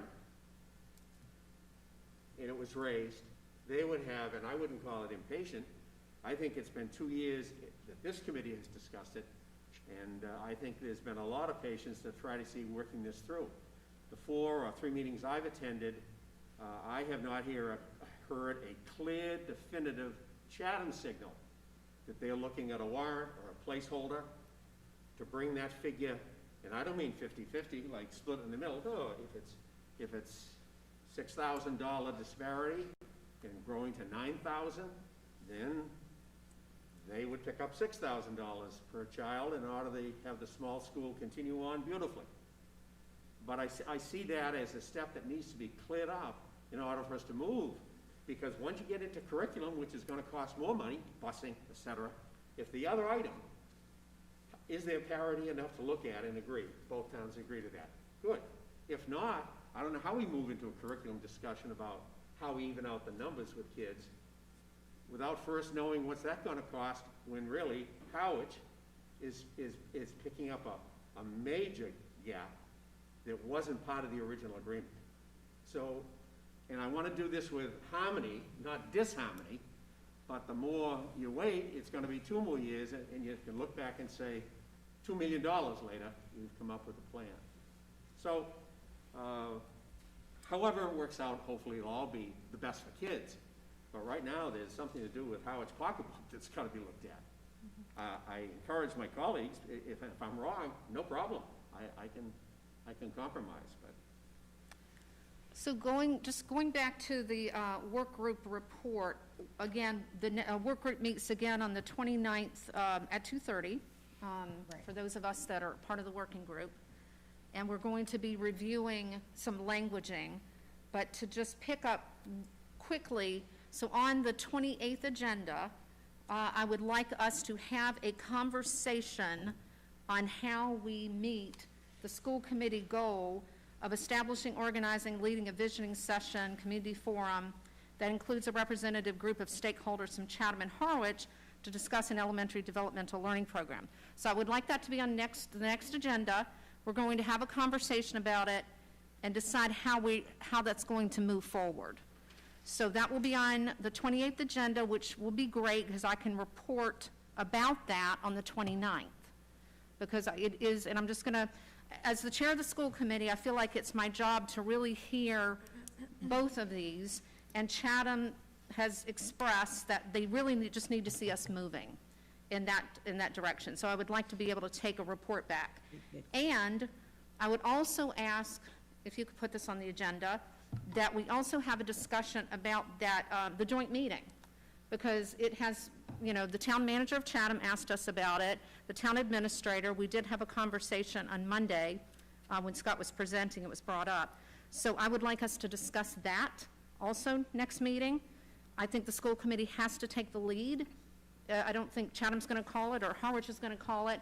I think we have to go in as the middle people and call the meeting, and we'll just figure out what that looks like, so we can talk about it at our next meeting. Scott, go ahead. Yeah, I think it's really important because I think Tina saying the middle people is really what we are. Like when I end up going and talking to the Chatham board, they're wanting to know what the feeling is at the Harwich board, and I go to the Harwich board, and it's like, and you find like you're quite literally the monkey in the middle, and I think it's really important for both boards to directly hear the voices of each of the board members. And then to circle back to a concern that Terry had, I do think that the belief of legal counsel is that the vote that could happen in, let's say, a fall meeting in September could be something that is done either retroactively or that we just adjust the rest of the payments that the towns make for the rest of that fiscal year, so it all comes out in the comes out in the wash. So I do think that this this is a timeline that I think can go meet Harwich's need too, and I'm cognizant of the reality that it's sure it would be nice if Harwich could know going into the their town meetings, yes, I have this, I can count on that there's a vote. That's the wild card, but I think that's where we and our select boards need to kind of work together to to help bring everybody on board in our two towns for something that's that's for the mutual good of the district. Exactly. Thank you. Terry? As a suggestion, I agree with Scott on that point. As a matter of fact, I'd suggest that we empower Tina and Scott this meeting or shortly thereafter to look at a calendar and begin to set out to us and those two boards the date that we will convene here with coffee and cookies, rather than wait till next 2 more weeks before we discuss a date, because time is of the essence. So if we could authorize Tina and Scott and Joanne to get together and say, how about this date, 2.5 weeks from whatever it might be, and let everyone know, and we can convene without waiting 2 more weeks of just waiting for thoughts on what's good dates. I think my comment on that, and I hear what you're saying, Terry, I have noticed, and this is really more technical, but getting everybody in a room, I think we're thinking of 8 members, it's going to be a lot of people. And I also am mindful about the folks in the virtual world. I've also noticed we use Zoom, Harwich uses GoToMeeting, and Chatham uses Microsoft Teams. So I think there's a little bit of technical things that we're going to have to figure out as well. But I don't know. I'll just open it up for consensus, I guess, about whether we move forward or just bring it back as an agenda item in 2 weeks. And this is talking about the joint meeting. Does anybody have a comment? Terry's weighed in. Anybody? Joanne? I would go to putting it on the agenda so that we speak in a uniform voice. Okay, so you want to keep it on the agenda for 2 weeks. Jackie? I don't really have a preference. Expediting it today and saying, let's get something on the calendar. Media is going to be media, however we figure out how to do it. I think it's going to be more about getting those stakeholders all to agree on a date, or the media will fall into place. I guess I'm not a huge fan of a meeting for a meeting for a meeting, and I'm not saying that's what we're doing, but what I would lead with is I do feel like we're in the middle, and I feel like typically, because the regional agreement is the school committee, we would be I think at this point we're at a point where we're wanting to hear both sides. What is it they're looking for? So I guess what I would say is, for us, technically we come to the table with what our what our vision is for the regional agreement, right? But we're actually in the listening stage right now, and we're trying to figure out what each wants. My request would be, is it reasonable to ask Harwich and Chatham to come to that meeting with what it is they envision for that regional agreement? Because otherwise, we're just gonna sit and spin, and we're not gonna get anywhere. So my expectation of that meeting would be that each board comes with a starting point of where they wanna be, where does Harwich wanna be, where does Chatham wanna be, so that we can actually make it an effective work group. Because otherwise, we're just gonna talk about, this is what I want, this is what I want, but I wanna know how you're gonna do it, and why you wanna do it, and how that's gonna look in the regional agreement, because otherwise, this is gonna continue to be an extremely long process. And as Terry's expressed, we need to expeditiously get through some of this for Harwich's needs. Chatham has also its own sensitive, topics that it's dealing with. I don't feel that one's more important than the other. I agree with Joanne that they both need the same amount of attention. However, we need to help, as the middle people, expedite that. So I guess my request would be that I would move forward, as Terry said, with trying to figure out a date for that meeting. I don't know that we need to have another agenda item to talk about exactly what we're talking about right now. Okay. And then figure that date out, and then have it a reasonable amount of time for them to meet and come to present what it is they're thinking and what it is they're looking for. And so that we can have a healthy conversation, so Harwich can say, okay, this is what I'm looking for, and Chatham can go, okay, that's good, but this is what we're looking for. Otherwise, it's just not gonna be productive. All right, thank you. Meredith, did you have your hand up? I agree that, I don't really have a preference either way, but I do like the idea of the towns coming, prepared to present something of, what their wants and needs are and their why. Is it appropriate to ask them to come to one of our school committee meetings, or does it have to be a separate meeting? That's a good question. I mean, we could certainly invite them. I don't know. I think, I don't know. We can certainly. I just wonder, because we have those on the calendar already. Yep. I wonder if, if whomever were to share the, dates. I don't know if there's even room on our agenda for them. I think, and Scott, you could weigh in if you see differently. Because I've attended the Chatham Board of Selectmen and the Harwich Board of Selectmen, my thought is that as many of the boards, it would really help if we could get both full boards of selectmen in, whether it's at our next meeting. So we're talking about 10 extra people. That would be really great. Because I think when you go to one meeting, you've got this going on, and then you go to this meeting and you've got this going on, and there's a little bit of dialogue in our work group, but that's just between one Board of Selectmen person and the other Board of Selectmen person. It's very obvious to me. I think Scott would probably agree. I think in the town administrators and town manager both agree, we need to all be at the table. We've got to get this worked out. We've got to get something worked out. We can't keep going back and forth. And so we do have to meet. So how we do it, I don't know. I just wonder, because we have those dates, so Right. it's something you could present to them. Sure. I mean, that's a good starting point. Jackie?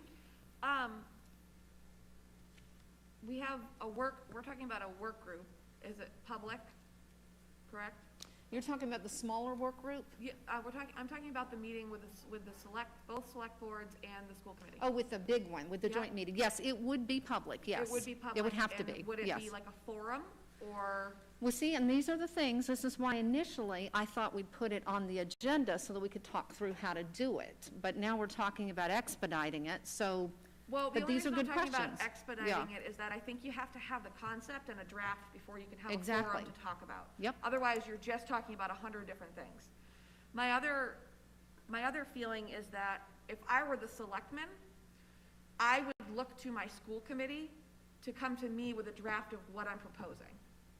And I understand going to Harwich and asking kind of what their feedback is, And I understand going to Chatham, asking what their feedback is, and your current work group has started that. And I'm hearing that that's what this second meeting is potentially about, is hearing more about that. And we can do that. We certainly can have a second meeting to hear that. But I feel like they would be looking at us to present, you know, we have our Harwich representatives and we have our Chatham representatives to represent our town and what is the best scenario for each. I just feel like we need to have a working group. Once you've heard the selectmen, to develop what you think the regional agreement needs to look like, then you present that with your two select boards there, or their representatives, however they want to handle it, because they're not going to break out and have a work group like we are about this. So that's my opinion. Okay. I think that the charge is to us. Okay, thank you. Scott, go ahead. So I actually suspect that that the way this will kind of roughly play out is that Michael and I will give the two finance directors, here's what we think might be the equitable way about doing it. And that's really what we did in this budget presentation on that last slide. There's a simple way to get to the number that we had in that last slide, and just just share with them, does this make sense? And let them poke holes in it, and if it, after having the holes poked in it, if that makes sense, then turn it over to the lawyers to sort of formally write it up and say this is where it should get dropped into the regional agreement as section this, that, and the other. So it'll. I think that's what we'll be bringing back is a something that's been vetted by the town managers, bringing that to the work group. Getting the feedback there, and then taking that from the work group to to this joint meeting.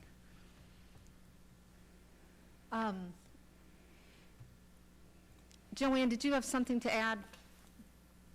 I don't know where we are at this point. Yeah, I know, it has gotten off a little bit, so. I don't know if the Yeah, lawyers. so let me just say this. Yeah, and let me just say this, because, and I just want to make sure I'm clarifying. So we have, or at least I haven't asked Harwich anything, really.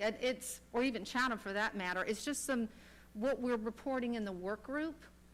But it's very clear when I have attended the Boards of Selectmen meeting that Harwich, the question that I'm hearing, will Chatham pay for this? And when they say, will they pay for this, they're talking about that number. And Scott, what is the number? I don't have it in front of me. Well, so the number when I did the calculation for the report I wrote was about $570,000.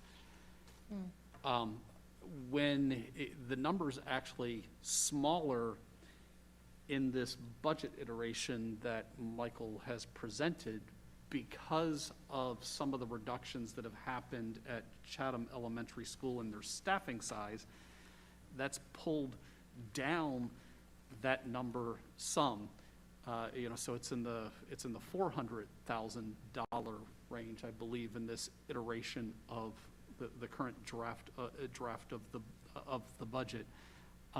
But again, it's that $400,000 some odd number is based on a larger per pupil expenditure at Chatham Elementary School than at Harwich Elementary School. That's what's behind the number. Right. And Jackie, before, That's okay. so it's really, and I hear what you're saying, and I think what you've outlined is a great plan, but it's really for Harwich, all they care about is will Chatham pay for that number? And they want that fiscal relief like in this next budget cycle. Well, and now that we've walked through, whatever, that's what they want. And then when you go to Chatham understands. I mean, they've made it clear they understand the financial inequity, but what has been said, in order to get that number of what Harwich is wanting, it's going to be a hard sell without us being able to say, this is where we're kind of going in the long term. They want us to be having some dialogue about where we're going with the elementary school, and that's just what they've said to me, that in order to provide 500, whatever the number is, we also need to be able to back it up with where we might be going with Chatham Elementary School. So for them, it's kind of a twofold thing. For Harwich, they just want to know, are you going to give us this money? So we're kind of getting stuck in the middle of where the town administrator and the town manager have said, can we just have a joint meeting? Because I think we've got to get these two questions answered, and in order to get those answered, I think it's good to just have everybody in the room. Go ahead. So I understand what you're saying, and that's kind of where I came from. And I think that this is the part where I respectfully disagree with Terry, in that they are one and the same. And it's going to be a domino effect. So I don't feel like we can treat one and not handle the other. But at the same time, or as Ms. Scott would say, we have a proposal. Our business manager and the superintendent have a fiscal representation of how they think this might work. So I guess that's where I'm going. You know, Terry's like, Harwich wants to know how it's going to work. Okay, well, we have that. So why have a meeting to talk about what we're going to talk about? Say, hey, we're going to get these three groups together, and the school committee is going to present this. We're going to present this. And from there, it's going to make Chatham, it's going to give them more tools. It's going to give them more perspective of where we're coming from, and that they can come up with what it is they're looking for. Because I think that's the gray area for us. What is it that what specifically is it that the Chatham selectmen think the town, what would they be receptive to? But the Chatham selectmen need to know what they're working with first, so that we can come up with that. That's the tool I don't have in my toolbox right now. The up in the air is, what are we doing with the Chatham Elementary School? And there's 4 different scenarios. So I'm just saying, like, I don't want to backtrack. I want to take what we have. We've got a great laid out concept of how this can fiscally relieve Harwich a little bit. Chatham is saying, we get it. Let's see if we can make it work, but you need to meet us halfway. What's that going to look like? I can't tell them what that's going to look like, because that's going to be up to the taxpayers in Chatham. Yep. So you have to have the selectmen to say, okay, here are our 4 options, which we have, or 4, and start going over that. I'm just saying we have half of it, so we don't need to reinvent the wheel here. Right. Okay, thank you. Terry?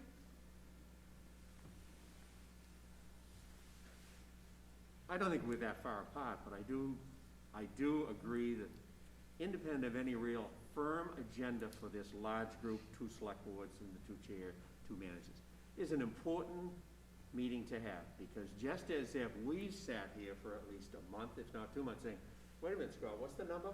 480. Gee, I thought it was 572. Those 5 members from Howard, the 5 from Chatham, they don't all have the same knowledge base, even though Scott was there a month ago for an hour. So I think it's worthwhile, and I'm not talking free-for-all, that they come together. So that meeting, I think, is important. I do think that we're overcomplicating it, because I do agree with you that Michael and Scott, and when the time comes, Mark Terry, they have the package that we've been kicking around as far as money. The interesting thing from my angle is, unbeknownst to Chatham, for the last 4 years, that number of disparity has been 572,000. And let's just assume we have no problem in town paying that. No one from Chatham, other than ourselves, have called up and say, by the way, 2-level elementary, hey, by the way, what are your plans? We don't even discuss the finances, we haven't brought it up. But we haven't had from Chatham, we have been the ones for the last year raising the issue, independent of the money, that we've got 3 or 4 things we've got to do with a school that's shrinking and shrinking. It's this, that has generated a decent conversation that needs more of it. So, and I'm certain the select board and the taxpayers in our town here in Howard, they too are interested in kids, but their issue is far simpler, that's all. That do the Chatham leaders feel there's some parity that can be achieved? And if that's a yes, then we figure out, they figure out how to do that, sell it to the community. Then we can move right on with, and here's our thoughts after parent forums of getting the Chatham Elementary School up to speed with numbers of kids, a second level, lower level. But what has been going on at Chatham Elementary has been going on for 40 years. And no select board member has called us and said, hey, we want to talk to you about it. This has been our initiation to bring it up. Mm-hmm. So, Yep. you know, the conversation 25 minutes ago was, could it be done now or tomorrow with Tina? They just get a date, and rather than have us kick this around, I agree with you on that point, Jackie, that the sooner the better. And if it ends up being somewhat disjointed, it does give them information that they probably heard for maybe the second time. And then Scott and Michael can say, here's the financial thing, that one way of maybe bringing some parity. How do we help you, Chatham, in getting this to the community? The other is going to take us 6 months to figure out what do the moms and dads want, and what do our teachers want, and what's the best thing over in Chatham to do. And that can be, if it's not 1, 2, if it's parallel, but I think the first one is. And I can understand, and we came upon the knowledge a little bit late, but I can understand where the Howard Select Board and their treasurer is coming from. We discovered it, but now it's there. And A, do we continue it, or B, do we try to resolve it? And I think the first step is as quickly as we can to get all of that group together. Okay. Thank you. Nancy, did you, I'm sorry, go ahead, Joanne. Just a quick question to Scott.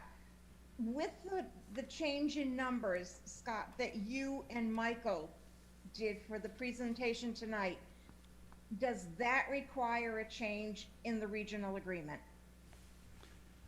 That last slide, to implement that last slide and not have somebody contest it in the public, changing the regional agreement is what legal counsel feels is the only mechanism, or is the only really sort of Loctite mechanism to do it.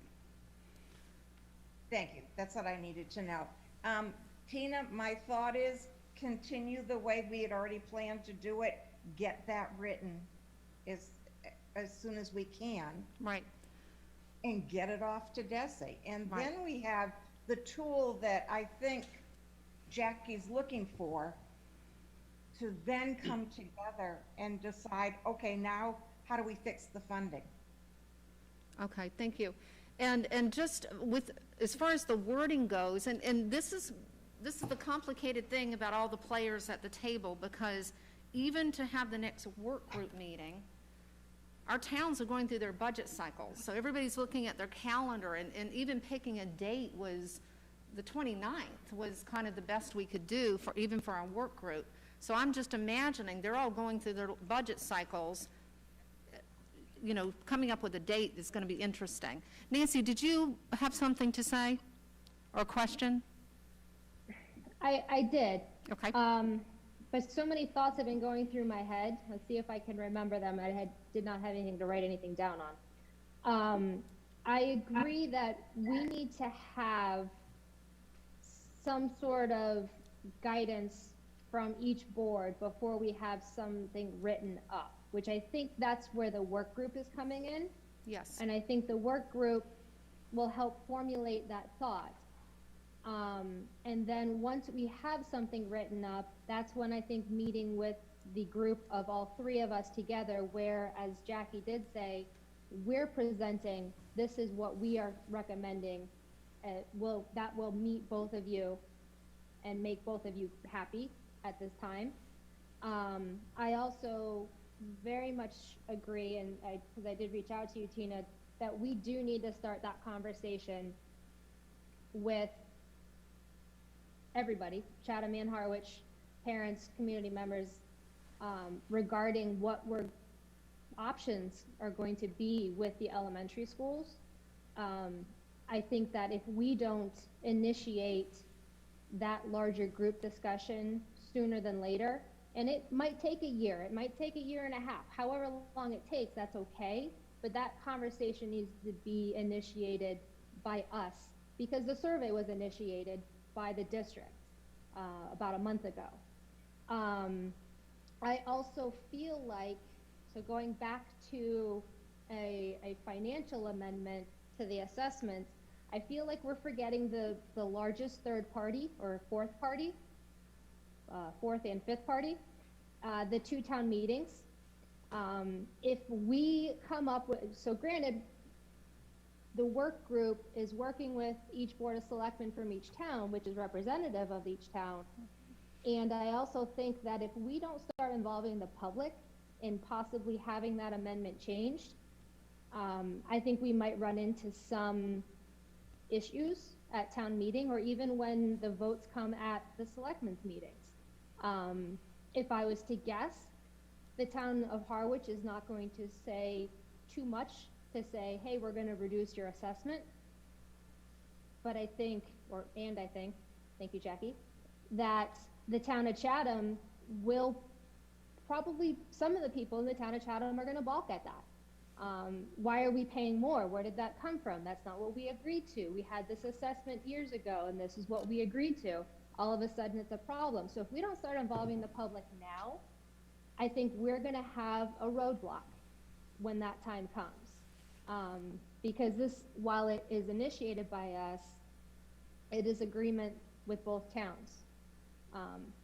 So however that works out in the planning process, and however we get the public involved, because I think we actually ran into that roadblock a couple of years ago when we tried to change basics in the regional agreement. I don't know, why are we opening the regional agreement? Well, we were not opening it, we were just reviewing it like we were required to. This one is, there is a change, and it's going to affect both towns in different ways. So I don't know if you want to bring that to the work group and say, look, we need to involve the public, or if we initiate it and say we need to have a public forum, however that looks like. But I think that is a missing piece that hasn't been mentioned yet. Thank you. Joe? Just a brief point. We began by talking about whether or not this topic should be on our next agenda. Given the nature of our discussion tonight for the last half hour or so, and given the complexity of it, I think that question has answered itself. We are thinking as we go along. We need more time to think this through.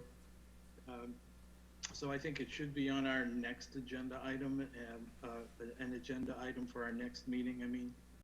And that agenda item, I think, would be best served if there were a proposal coming forward about what to do. But we're going to continue talking about this topic tonight for quite a while without coming to a resolution. And I think that makes sense given the issues that are involved that have been articulated very well by my colleagues. And keep in mind, you know, we have subcommittee reports coming up. I think on one of the subcommittee reports, we're looking at changing one sentence. And our procedure is to look at it, look at that sentence, have discussion on it, should there be any, and then vote on it at an upcoming meeting. The topic we're considering tonight is far more grave and far-reaching than one or two sentences in a particular policy. So I'd go back to what was suggested at the beginning of this discussion, which has been fruitful and important.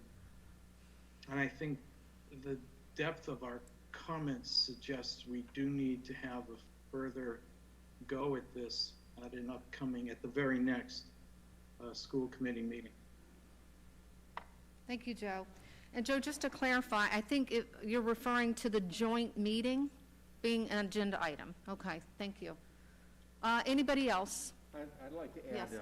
you know, whatever's best. I'm flexible enough. I'm just very much aware of the timing of this. And there are some things, and maybe it's me, and I have attended the virtual computer, listening to Jeff, et cetera. And what I've not heard, and I bring it back to the school committee, we need, all 8 of us, to get an agreement that we agree that the parity that allows the funding of the per pupil in Chatham via coming out of Howard needs to be corrected with fairness. I have not heard that. We need 8 of us to say, yeah, we all agree to that. How it's done, we leave that to our leaders. And then the other would follow. So, because maybe some of us don't feel, no, that's how the agreement was. Because that's gonna look nice if we came forward at a joint meeting of the select board, and we as a committee really don't feel that one town is really being excessively charged because of a lack of children in the other town's school. Now, it's not that way in the agreement, it doesn't say that, but I wanted to know that once we move into this, we have a unified front that Howard's issue, raised by us. And I agree with Tina that the Howard's Board of Selectmen, not that they have no thoughts on second levels, first levels, wonderful learning, of course they do. But they've discovered through us that there is a disparity of serious amount of money that appears to be growing. They want that corrected. And I'm certain they don't want it corrected in 2 years, as we discuss it. They want the powers that be, and may not have any power, the select board in Chatham, finance committee, to come and say, well, yes, we are working on that, and here's our plan. And the 4 Chatham folks probably want a joint meeting with them, the select board members, to have an open meeting, whatever shape it takes. That would make me feel more comfortable, because it wouldn't go too far if we as a group of 8 had split decisions regarding the funding of the school, because it's important. You walk into a dealership and someone tells you can't pay that much for BMW, you walk home. So at some point we need to, make certain we're all on the same page on that score. Yeah. And I'm just gonna, Nancy, I'll call on you one second. And I just want to echo, I think Jackie was talking about the domino, because Harwich wants to know, is Chatham going to pay this amount we're talking about in this next budget cycle? But in order for that to happen, because we're dependent on the town meeting, and it's not even what we would decide or even what the Chatham Board of Selectmen would decide, it's the town meeting. So what I'm hearing closely from Chatham is we need another little domino behind that question, which is what Chatham's asking for, about what's the next thing, because I think it was Nancy and Jackie were saying, in order to get even that equity bit, they need to know, well, what's next in line. So it's just really, and this is where the joint meeting came up, that we have to have everybody around the table. Are we all working from the same information? Do we understand which each other is going with this? I mean, we're trying to play interpreter in the work group, but I think it's time that we've got to all get in the same room or the virtual room or whatever that is, so that everybody's really clear. Is everybody really clear on what the other side is asking? So anyway, Nancy, go ahead.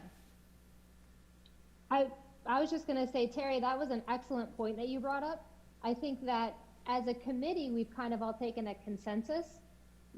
We've all kind of nodded our heads and realized it, but we haven't had that full conversation as a committee. So I would suggest, Madam Chair, that we have that on our agenda with a potential vote at our next meeting on, do we actually feel there's an inequity that needs to be corrected, and are we going to do it?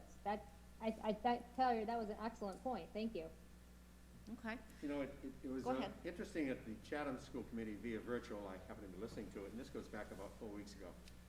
And the select board, and it was Scott's presentation, the select board was listening to the fiscal side of it, and it was probably, maybe 7th grade math. It wasn't real deep complication, but it's the 3-year rolling enrollment has not favored, and I'm not talking every dollar, but within the same in the 2 elements. And one of your select board members said that he grew up here and he went right through the elementary school and loved the smallness of it, all good stuff, and said he looked over, and I'm kind of making this up, Brewster or Truro or Wellfleet, and their numbers are up around 18,000, 20,000, and that's not too far away where we would be headed. And then the conversation went on. I didn't know whether he meant we in Chatham can pick up that. Sure, that's a thought. Or did he say Howard could pick it up. I didn't ask the question, I wasn't there, but I didn't know what that fellow was pointing to. First, he was saying that that number, as it grows in Chatham, really matched up with the 3 towns I mentioned because they're so small. And those towns somehow figured a way to do it. I was confused. Did he mean, let's go with it and we'll pick up the difference because our town needs it? Or was he saying, thank you, Howard? And I left it out there. So there's enough confusion. Yeah. Thank you. Jackie? Yeah, I think a lot of the conversation is that there are similar towns with similar populations of students in elementary schools. But I think what is an oversight is that a lot of those elementary schools are in districts with different regional agreements, and that those elementary schools are within each town and not within the district. So I'm thinking, speculation, that was what it was addressing, that, you know, other schools are doing it, why can't we do it? There are other small schools, they're, you know, doing fine, what's the difference? Well, That would be a good thing. and my response is, the difference is that that town owns that school and runs that school, not the district. So that was just my I don't know if that helps or not, Terry, but that was my answer.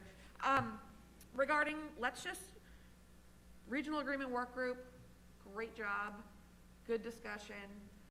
I think that we have to be careful about how we put it on the agenda for the next time. We're gonna have the same exact conversation we're having right now. Yep. So I liked Nancy's suggestion for the agenda item to be, and I can't repeat what she said because I don't remember, but I just don't remember what the words were. But I think we need directives and a vote for how we're proceeding. And I also would entertain setting a date or coming to the table with potential dates. Yeah, for the next that meeting. work group. Yep.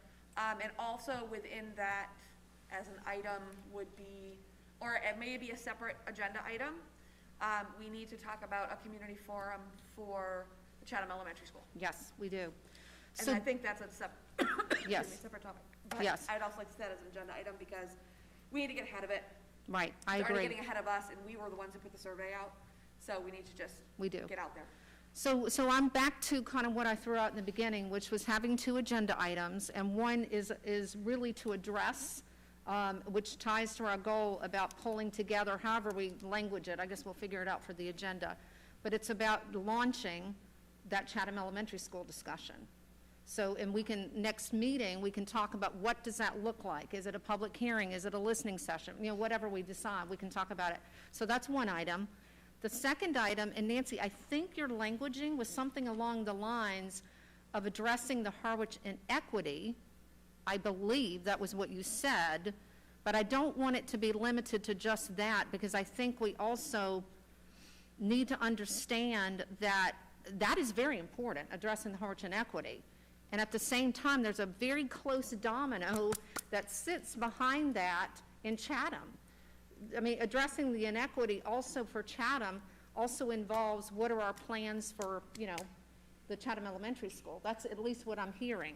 So we can put, so we can have the second agenda item addressing the, I don't know how you want to say it, addressing the elementary school inequity? Would that, or something like that? Student, Yeah. teacher, per pupil cost. Yeah, there you go. We'll jot that down and tighten it up for the agenda.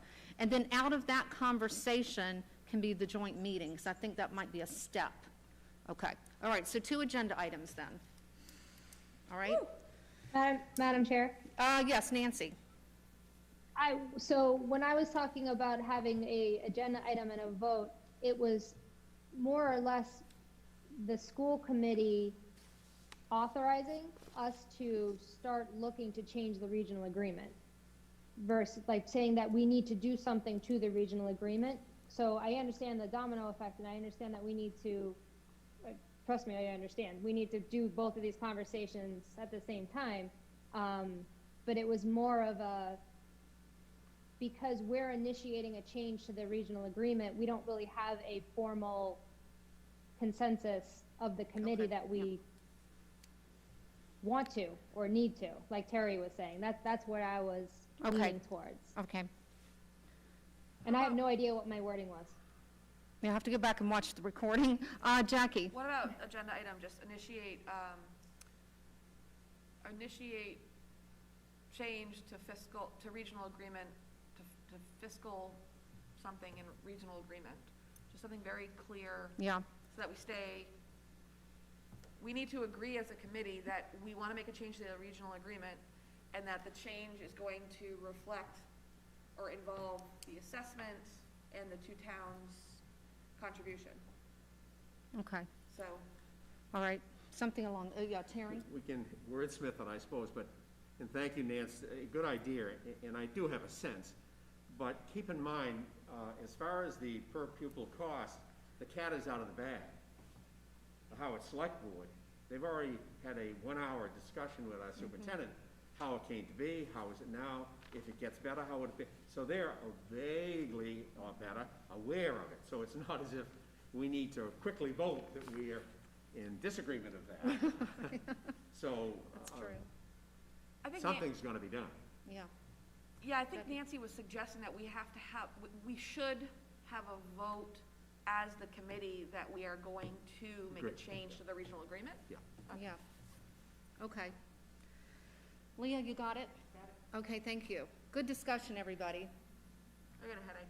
Yeah, I know. It's kind of like those old policies, okay, so moving on to the next item on the agenda, which is changes, speaking of the agenda, changes to format of agenda items.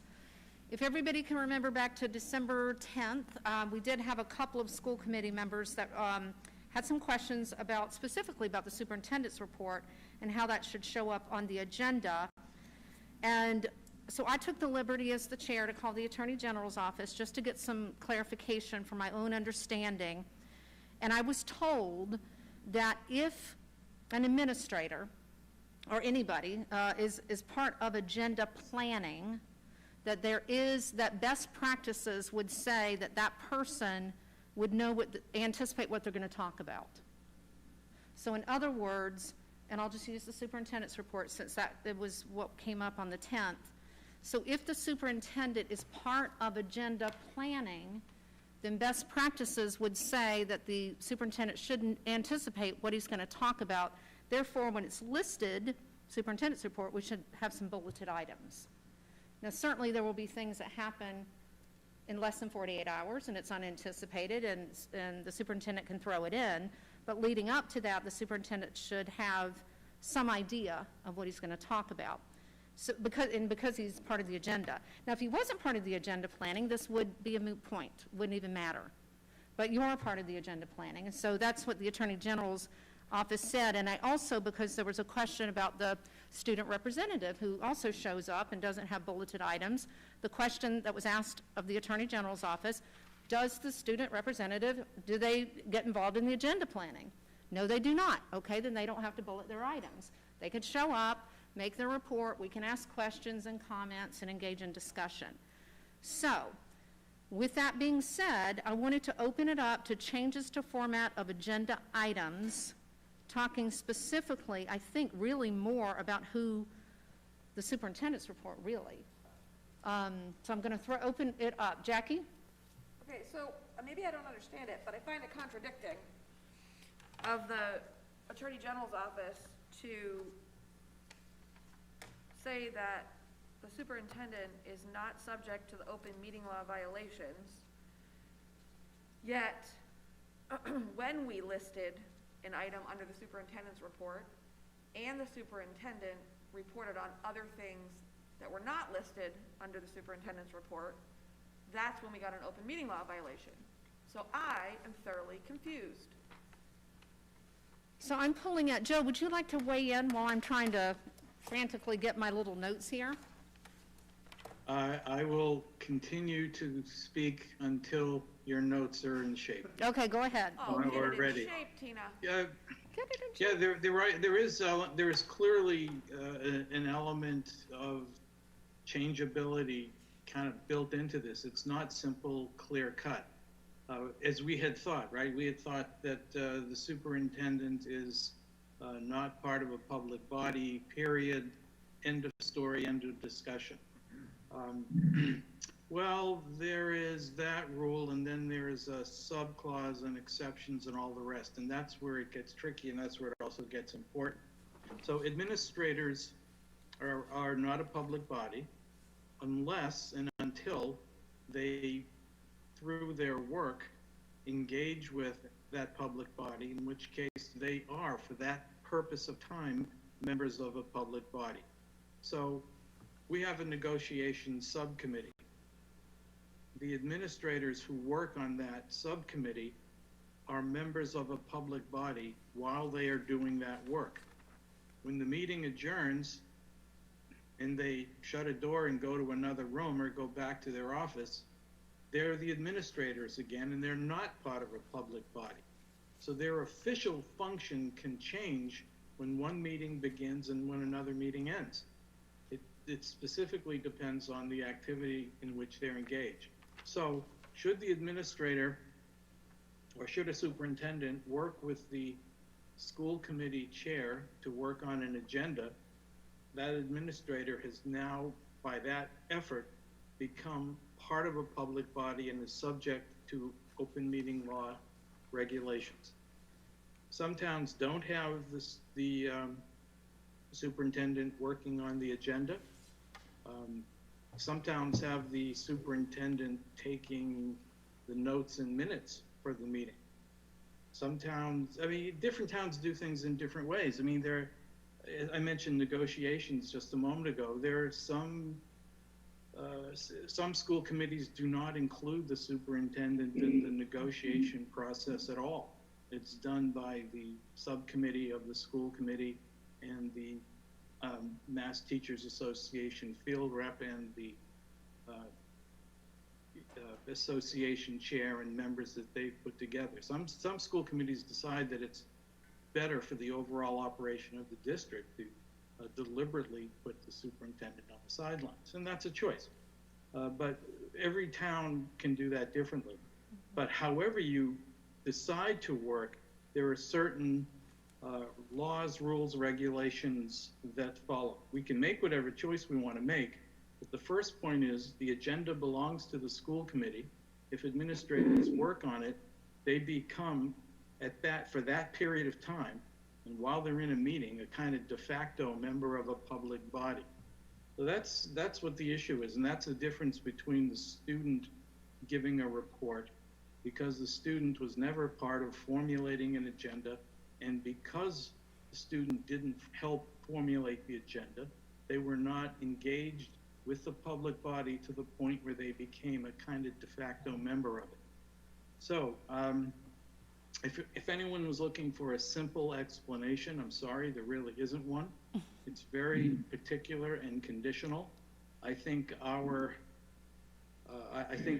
open meeting law issue, the violation that was issued, I think that was, I think I used the word flimsy before. I mean, it's a very complicated construction and teasing out of the law. But if that's what the Assistant Attorney General said, that's what we have to abide by, and we will. We're going to do that as a matter of good faith to the public. Dina, how are your notes doing? Thank you. And I see Jackie's hand, but I want to say it's really about, Jackie is correct that Scott, he's not really subject to the open meeting law, but what it does is it puts us in jeopardy. So, and let's just hypothetical, let me just give you a hypothetical. Let's say Scott and I are working on the agenda together.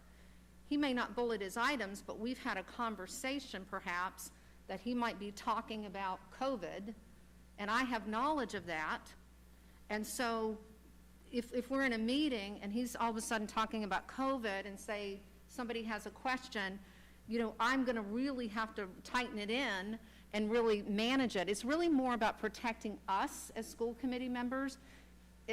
Really less about Scott, but more about us. It allows us the freedom to ask the questions, to have a dialogue. I mean, there might be something in Scott's report that somebody feels is really important, and they don't want to just sit there quietly and say, good job. They may want to ask some more questions. We might want to get into some type of discussion.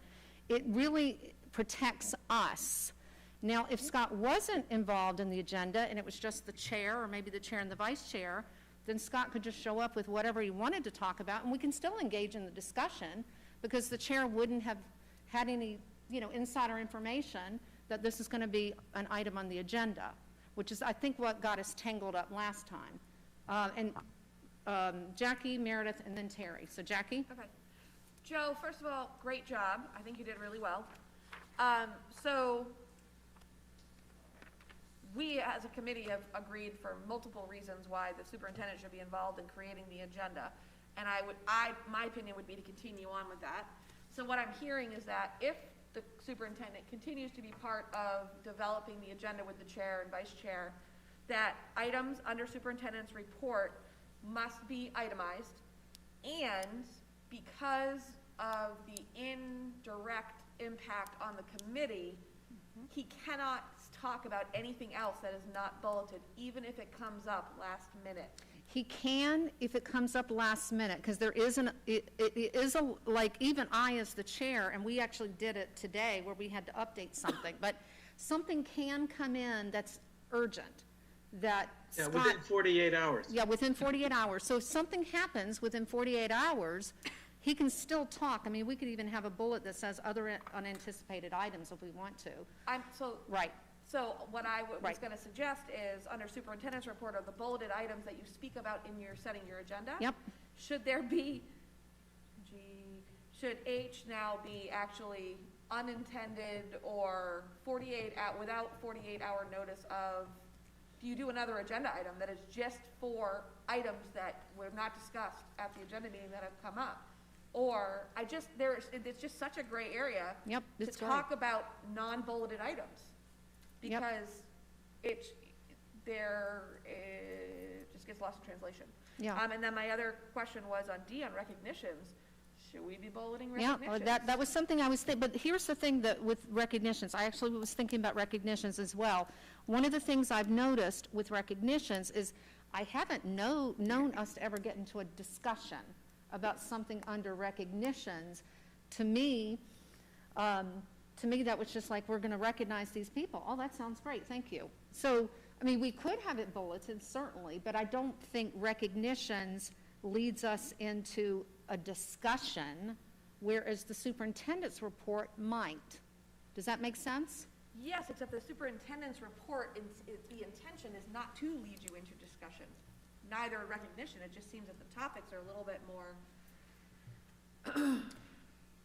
Yeah, you're correct in that it doesn't. If you're gonna do one yeah. one way, you've gotta do the other one the other way. Yep. And I think, I don't mind bulleted, but I don't care. I don't want to deal with, as Joe would say, flimsy accusations. Bullet the items and then have the last item always be less than 48 hour or whatever. Right. Or have it be its own section, but somehow protect the committee and just make it clear and concise. Exactly. I don't And care which way it is, but if we're gonna bullet it, just bullet it. And Meredith, before I call on you, we could also lump it superintendent's report and recognitions. I mean, that way it's right there together, but then I don't know what the recognitions piece. Meredith? You kind of answered it when you were just talking with Jackie, but I just wondered if, so the biggest issue is that when you're building the agenda, you're having these discussions, so you're aware of some of the things Right. that would be on the superintendent's Exactly. report. Yep. So I guess I think we should put some bulleted, but have that other at the bottom. And my question was, would we have to, for that other, can it just be other, or does the agenda then have to be updated if something comes up? I think it can be other. Anything on any other agendas I've done, we've always had an other Yeah. category, and that's a kind of a catch-all. Right. If with anything that's happening less than 48 hours, it's just, unanticipated, and that does happen. And I wonder if the recognitions, because maybe you don't have all the names, you don't have exactly what the, Yeah. could be a bullet under the superintendent's report. Yeah, I think that's a good idea, because I can't recall any time we've ever discussed recognitions, but I think it's really more about the superintendent's report. We're Go gonna ahead, discuss Terry. them next week. To oversimplify it, I think Jackie and Meredith have the answer. Yep. As far as other, if there's a guideline of 48 hours, we have a death in the faculty. We have a COVID spring up the day before. We have a pandemic, Terry. This is the superintendent's role to say, and in addition to that, Right. I have some good news, I have this. Yep. without even saying other. So you have 3 bullets, 5 bullets agreed to by the agenda builder, and then we'll come into it. Yep, If there's something that occurred yesterday that's critical enough for him to yep, share with us, he does, and there's no challenge with that. yep. Can we even have, could we just have it say, topics not for discussion? You know, That's and when I he- don't- That's when he does those surprise things, so it Yeah. reminds us. Yeah. But I think, I don't and Sharon, I see your hand, but I think Terry makes a good point. It may or may not be necessary to have an other, because it is expected that things come up at the last minute. And that's kind of part of open meeting law, that it is, if you ever got called on it, you would just say it just came up, like 24 hours ago, But I think it's more about the anticipated items and really protecting perhaps the chair and the vice chair, who may have some knowledge of something ahead of time. So, it's just something to protect ourselves. Sharon? Argument's still there. So I'm very happy that this has come up. Another point besides protecting ourselves is that if the superintendent's report had bulleted items, we might have some chance to think about, is there any question or something we'd like to ask about that in preparation. So I think it's good planning. In addition, I would really suggest that we put, instead of other or leaving it off, unanticipated items or something, and you could go back and ask, or Joe could go back and ask about that.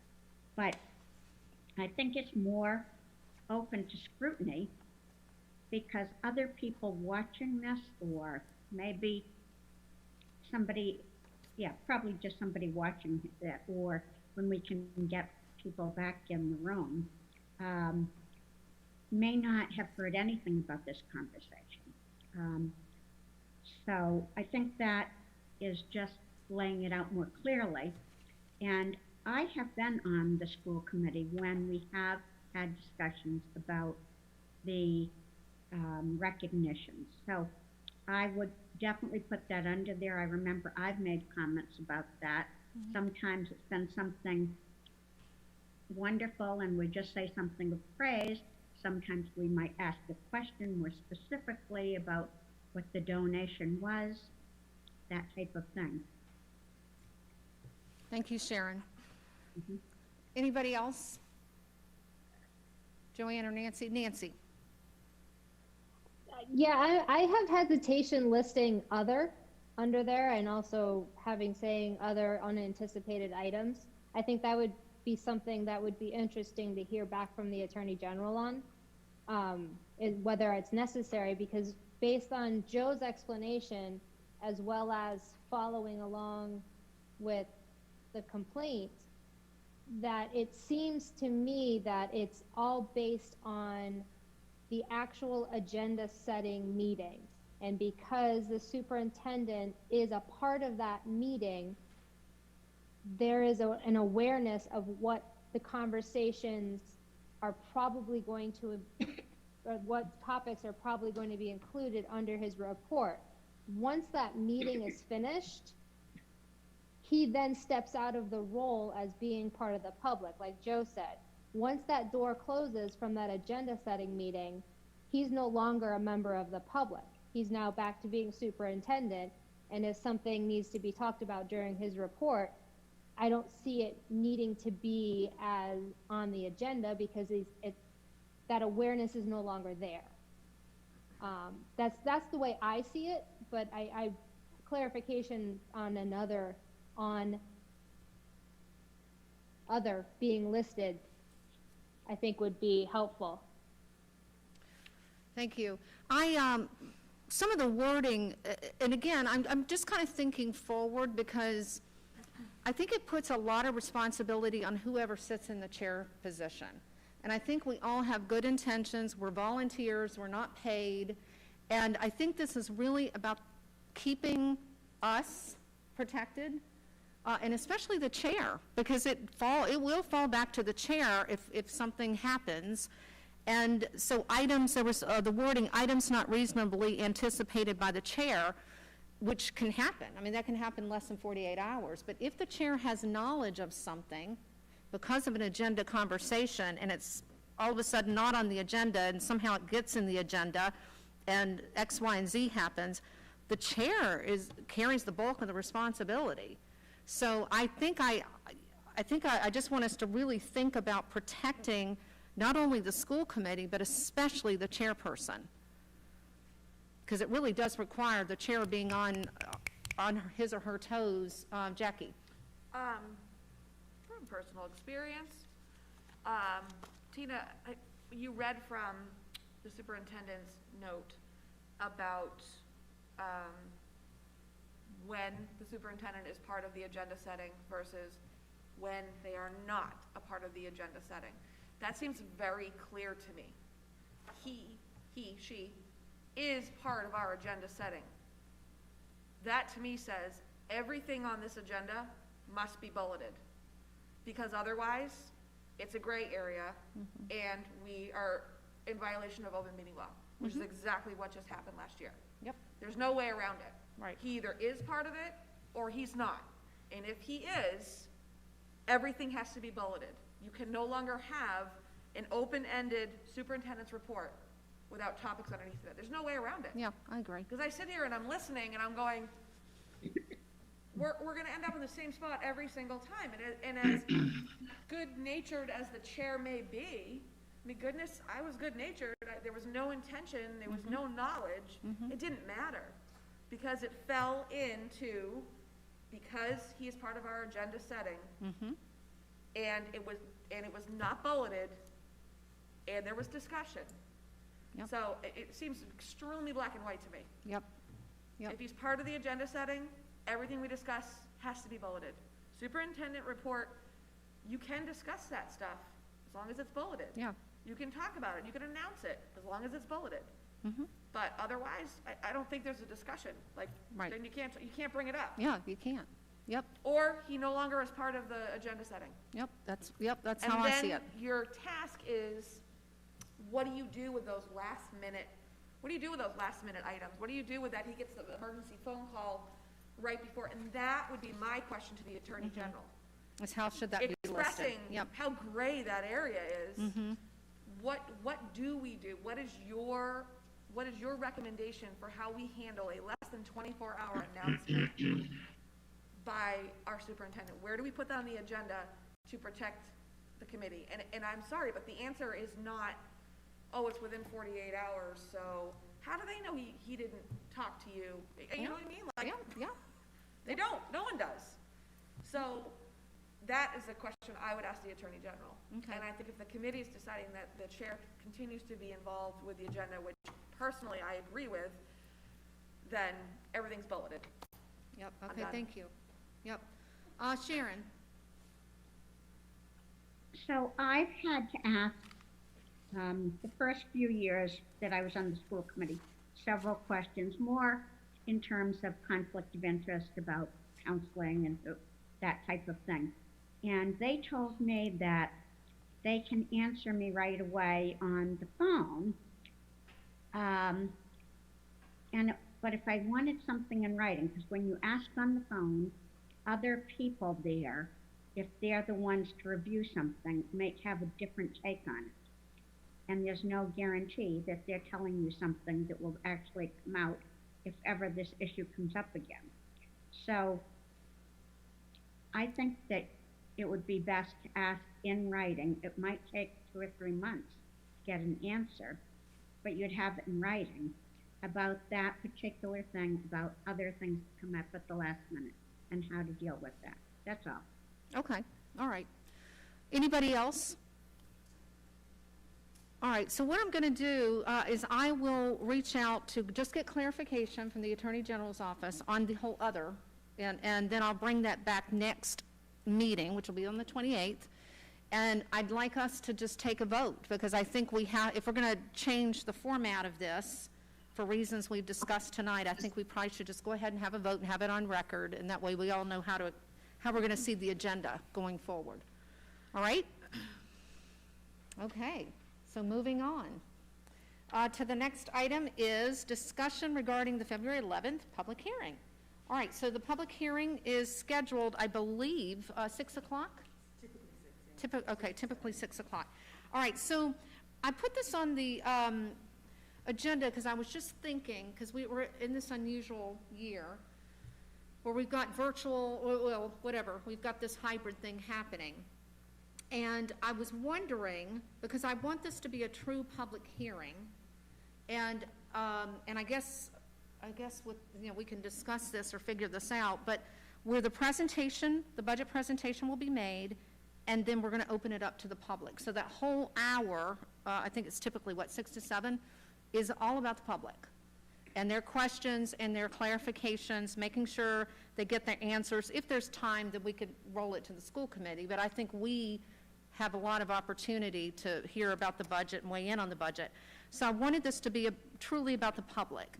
And so I was wondering, and this might be me thinking positively, that if we get people coming into the public hearing, right now, if we just had a couple of people, this would be fine. This hybrid scenario would be fine. But let's just say we get 20 people, I don't know. So I guess I was thinking, do we want to still have the hybrid for the public hearing at 6, I guess, till 7? We'll take a little 5-minute recess and then we'll start our school committee meeting. Or do we want to be all virtual that evening, just on the off chance we get a bunch of people in the Zoom room? It'll just be easier for me to be scooting through and seeing who's in the Zoom room. I was wondering too about the sound. Folks in the Zoom room have said that they can and can't hear sometimes what's happening in this room. So I don't know, I'm throwing this out to see how you feel about whether or not we should continue a hybrid with a public hearing, or should we just decide that we're doing everything remote that night, which would be the public hearing followed by a school committee meeting? Any thoughts? Sharon? I have attended some of the superintendent's conversations, and I find that the Zoom works really well, and it's easy for people to attend. I wouldn't object to the school committee being in the room, but certainly I would object to other people, because then I'm really concerned about COVID.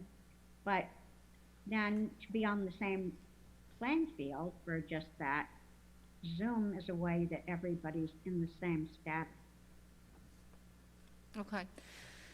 The other thing to think about too is, and I guess just so you kind of get a preview of where I'm thinking about this, because one of the things I noticed that Michael did tonight, which I thought was fantastic, it was more educational, and I think when you're dealing with a public hearing on the budget, it is about the education bit and not the wonky bit. And I loved what he did tonight because he had it broken down into 3 bits. And the first bit, you present, you educate, whatever, we can look at it again. But he had the 3 bits, he broke it down, we paused, we asked the public for questions and clarifications, we moved to the second bit and moved to the second bit. Because a public hearing, to me, is about educating the public and hearing the public, and less about all of us, because I've just noticed the last couple of public hearings, it just, or at least the first one that I was at, it seemed to be all of us asking the questions, and I really want to make this about the public. So I just didn't know if we can do the hybrid, and Leo just have to help me, if let's just say we got 20 people in the room, of making sure that I'm seeing everybody, and if somebody's got a hand raised, I don't want to miss anybody. So I guess the question is do we want to have the public hearing? It'll have to be virtual for at least our guests, but for those of us in this room, do we just want to have the public hearing all virtual and the meeting afterwards? Because there's no way we can leave and come here in 5 minutes. Meredith?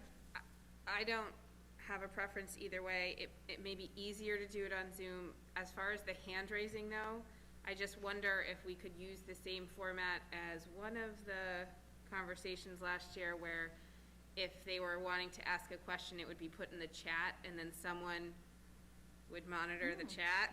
That's a good idea.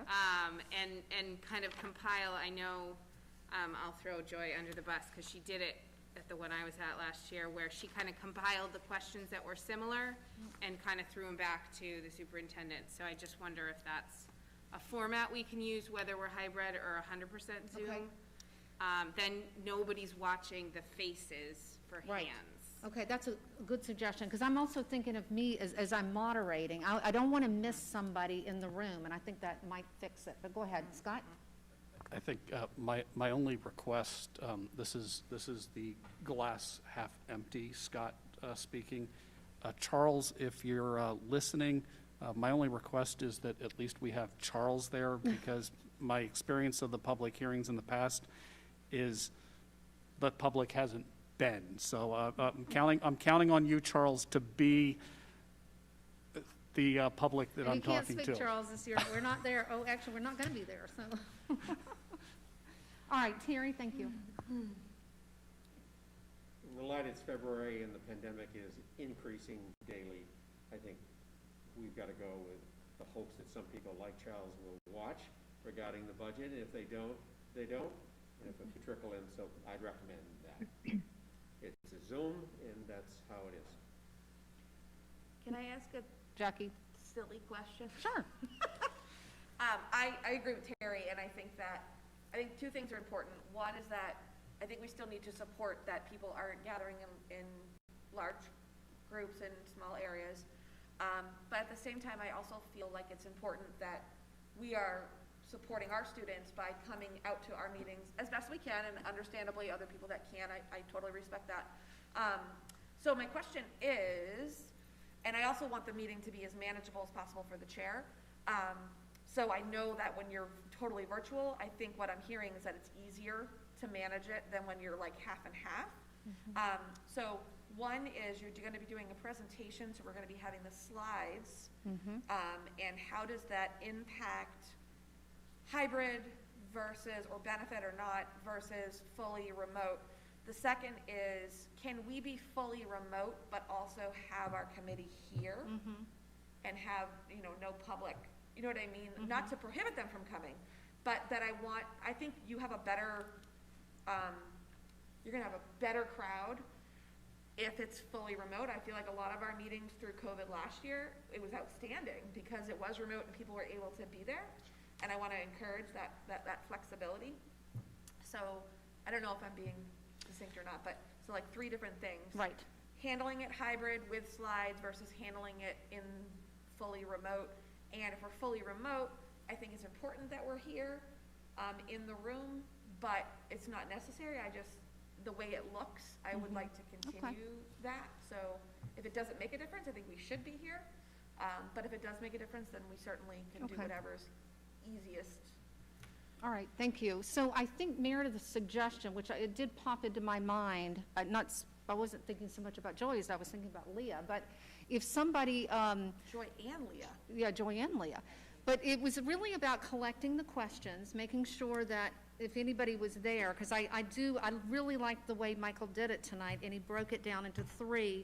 And I think when you're dealing with the public, not everybody's wonky, so they're not going to take all, we really need it broken down, and to be able to pause and to take the questions. But I noticed with the slides up, I couldn't see who was in the room and who was raising their hand. Right. So I would need somebody in the Zoom or somebody collecting questions. I think that's a good idea. Yes, please, go ahead. Unfortunately, that once you start sharing slides out on Zoom, it occupies the screen. I don't think that there is a way to split, so we would have to be mindful maybe that's when we start monitoring the chat. Okay, all right. But we just have to be careful about that as well, because we don't want to create sort of a sub-conversation in the public hearing. That's true. We don't want to do that. So exclusively be for questions. Right. Well, with school committee members, I think, but yes, school committee members can't. Yeah, because I know when we met before, and I think there was one of our meetings where we had a pretty decent turnout in the public hearing section, and, with the chairperson who's monitoring, it is easier if I'm in the Zoom room, because I can just look at the screens and see who's raising their hand, but from here, I can't, if the slide is up there, I don't know who's raising their hand. So I just was concerned, and I just wanted to make sure if it's a public hearing, it's about the public, and I want to make sure that we're looking for hands and stopping and getting clarifying questions and that sort of thing. Nancy, go ahead. I see your hand. So as somebody who's normally in the room with the rest of you and not somebody who's on the hybrid end, I think that for the public hearing, it actually would be better if it was fully remote. I think it would be cleaner because that way you can see everybody on screen. And then I also have the experience of watching the Chatham Board of Selectmen. I usually only watch the tapes of the Harwich Selectmen. But watching the Chatham Selectmen live, where there is no chat, it's just the raising of the hands to prompt that they want to speak. And I would be afraid of people writing in the chat. I like the idea of combining questions, and I think some people like to ask their own question as well. Although I also think that some people ask a question in the chat without actually speaking out loud. So I kind of go back and forth on that, but I would be very concerned about having the chat active just for open meeting law purposes.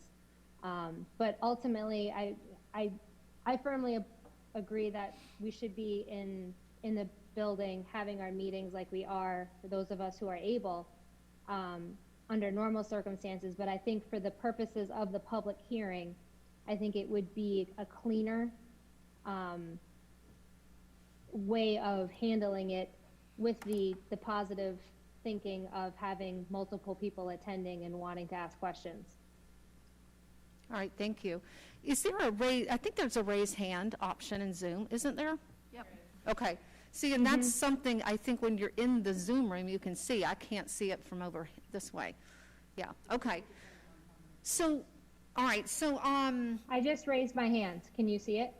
actually, I can with my glasses on, so I see it in the corner there. But here's something to think about, though. If let's just assume we get a really good turnout, I have no way of moving the screen over, so I can only see the screen. I think it might take, I don't know what the maximum number is on one screen.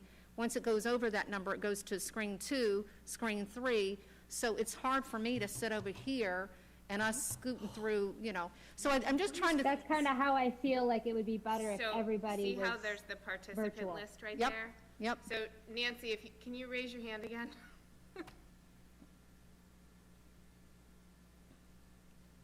So see Yep. how the little blue hand showed up on the Yep. participant list? So you can see all the participants Right. over there too, so you're not having to move screens. Right. Like, there's definitely a way Yeah, and, to yeah, observe okay, the as long hands as that well. can with the slides up, because otherwise you're looking at taking the slides up and taking them down and that sort of thing.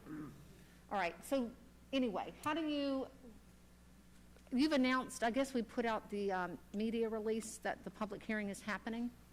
We have not yet. Oh, we have not, because we're waiting on this, okay.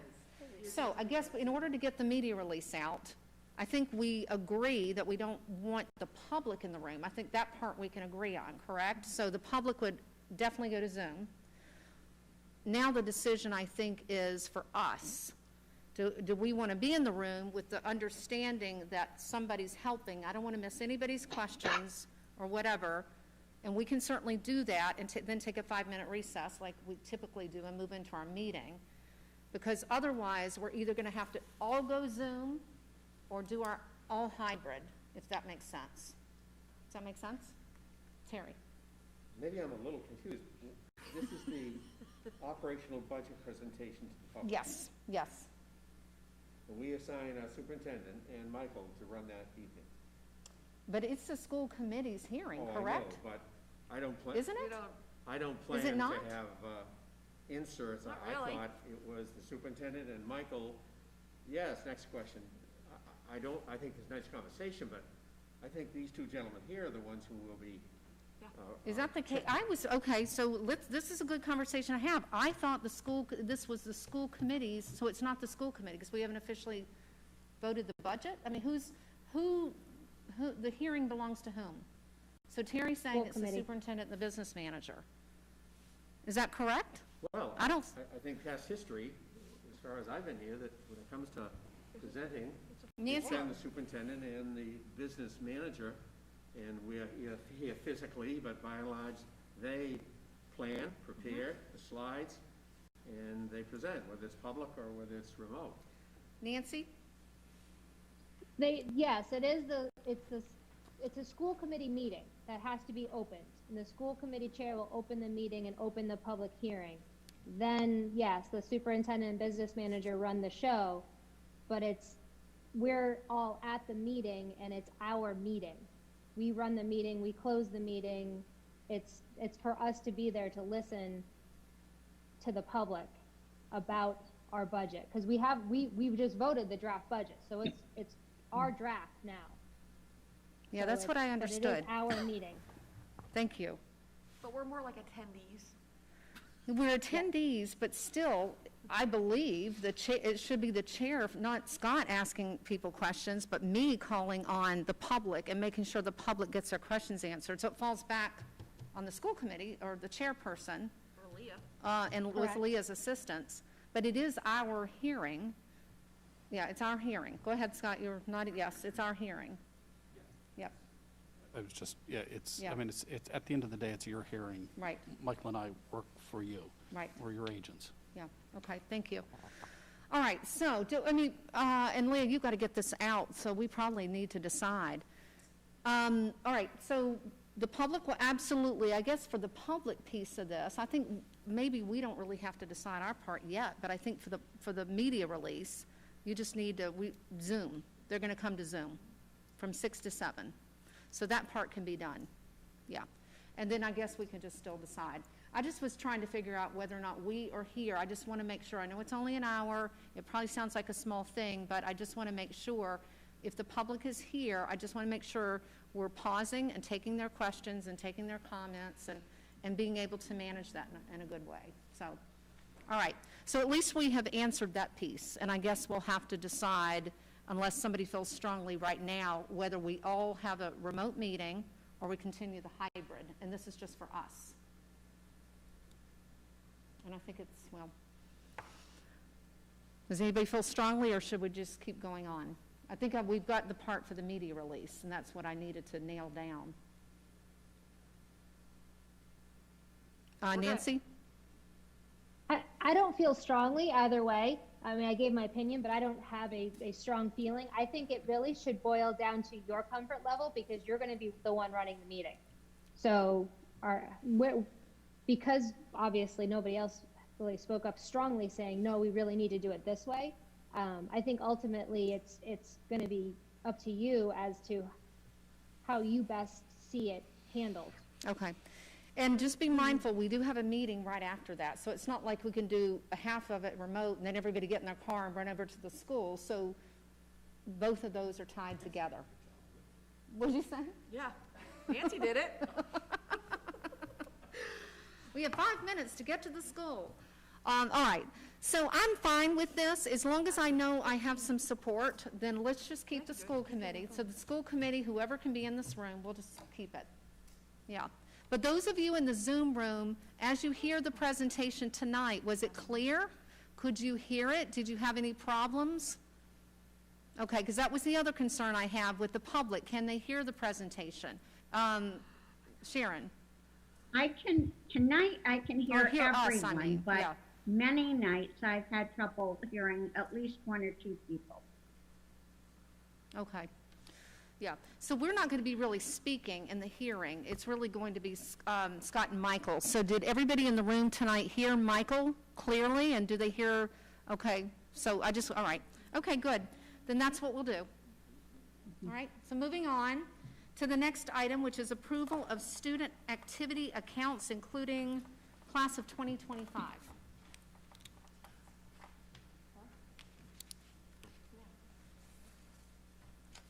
Hello again. Hello. Did you have a copy of that? And there's a vote required for this. All right, Yep. yes. So, as you know, we have student activity accounts, which are accounts we use to hold money on behalf of the students to help fund their student activities. We have a number of bank accounts set up for this purpose and a number of recognised activities. It's part of the school policy actually, and also the recommendation of the state that the activities are approved each year by school committee. So I've provided a list of all the current activities for your review and approval. And also we would like to create a new student activity for the class of 2025. So we for that as well. All right, thank you. Could I have a motion to, any questions, first of all? Does anybody have questions for Michael on this? All right, seeing none, could I have a motion to approve, please? So moved. Oh, can somebody, I guess you have to read the motion though, right? So can somebody read the motion? So I would like to make a motion to approve the current existing student activities as listed in the papers provided, and to approve the creation of a student activity for the class of 2025. Thank you. Second? Second. All right, Jackie seconded. Any discussion? All right, we're going to move to our a vote, starting in the Zoom room. Joe? Joe Osceola, aye. Thank you. Sharon? Aye. Thank you. Joanne? And you'll have to come off mute.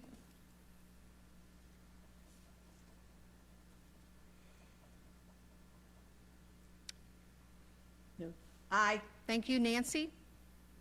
Aye. Jackie? Aye. Meredith? Aye. Terry? Aye. And I'm an aye, so that's unanimous. Right. Thank you very much. All right, moving into subcommittee report. Sharon, if you can get us through this, please. Yes, I'll try to make it through. So we had a policy meeting the first Monday of the month, and we took up 3 different policies. The first one, JFBB, you have in your packet, and that's about school choice. And the only change on that was the last sentence you see in red. Transportation is not provided for students attending another school district. That was obvious to everyone, but it wasn't in our policy, so that's the only addition to that. Okay, thank Stop you. me at any point if there are questions. The next one, IHBG, homeschooling. We added, after superintendent, we added or designee. And then in the paragraph that begins a student, we added homeschool students are subject to the same fees applicable as all other students, as well as rules and regulations pertaining to participation and availability of said activities. For instance, you know, if they were on football or something and there was some fees for that, it would be the same for the student that was homeschooled. And further on, we had added about child fine obligation. The district has an obligation to determine if a student has a suspected disability, evaluate in the area of suspected disability, and determine eligibility for special ed services. If a student is eligible for special ed services, the district is obligated to provide the special education and/or related services consistent to the individual educational program. All right, Now, thank the you. next one Oh, was- Sharon, if you could hold just one second, that way, let me go back. Does anybody have any questions or comments about the first one, which was JFBB, school choice draft? Yes, Terry. It's probably my misunderstanding, but, and this is not in the red, I vaguely recall, and probably the question would be to Scott. If there's a family of school choice children that enter and we approve, and there's someone in the 3rd grade and there's a child coming in as a first, do they get preference? That's not on, I don't think it's listed here. There's something about employees are given preference, but I haven't really quickly read it, but I thought that was the case, and if it is, should that not be included? Okay, that's a good point. So, Yes. so So what, Terry, you're saying preference given to students whose sibling is in the school, is that what you said? Family school choice, that siblings, Yes, and I'm just refreshing, I'm not trying to create a new rule. I thought that has been the practice.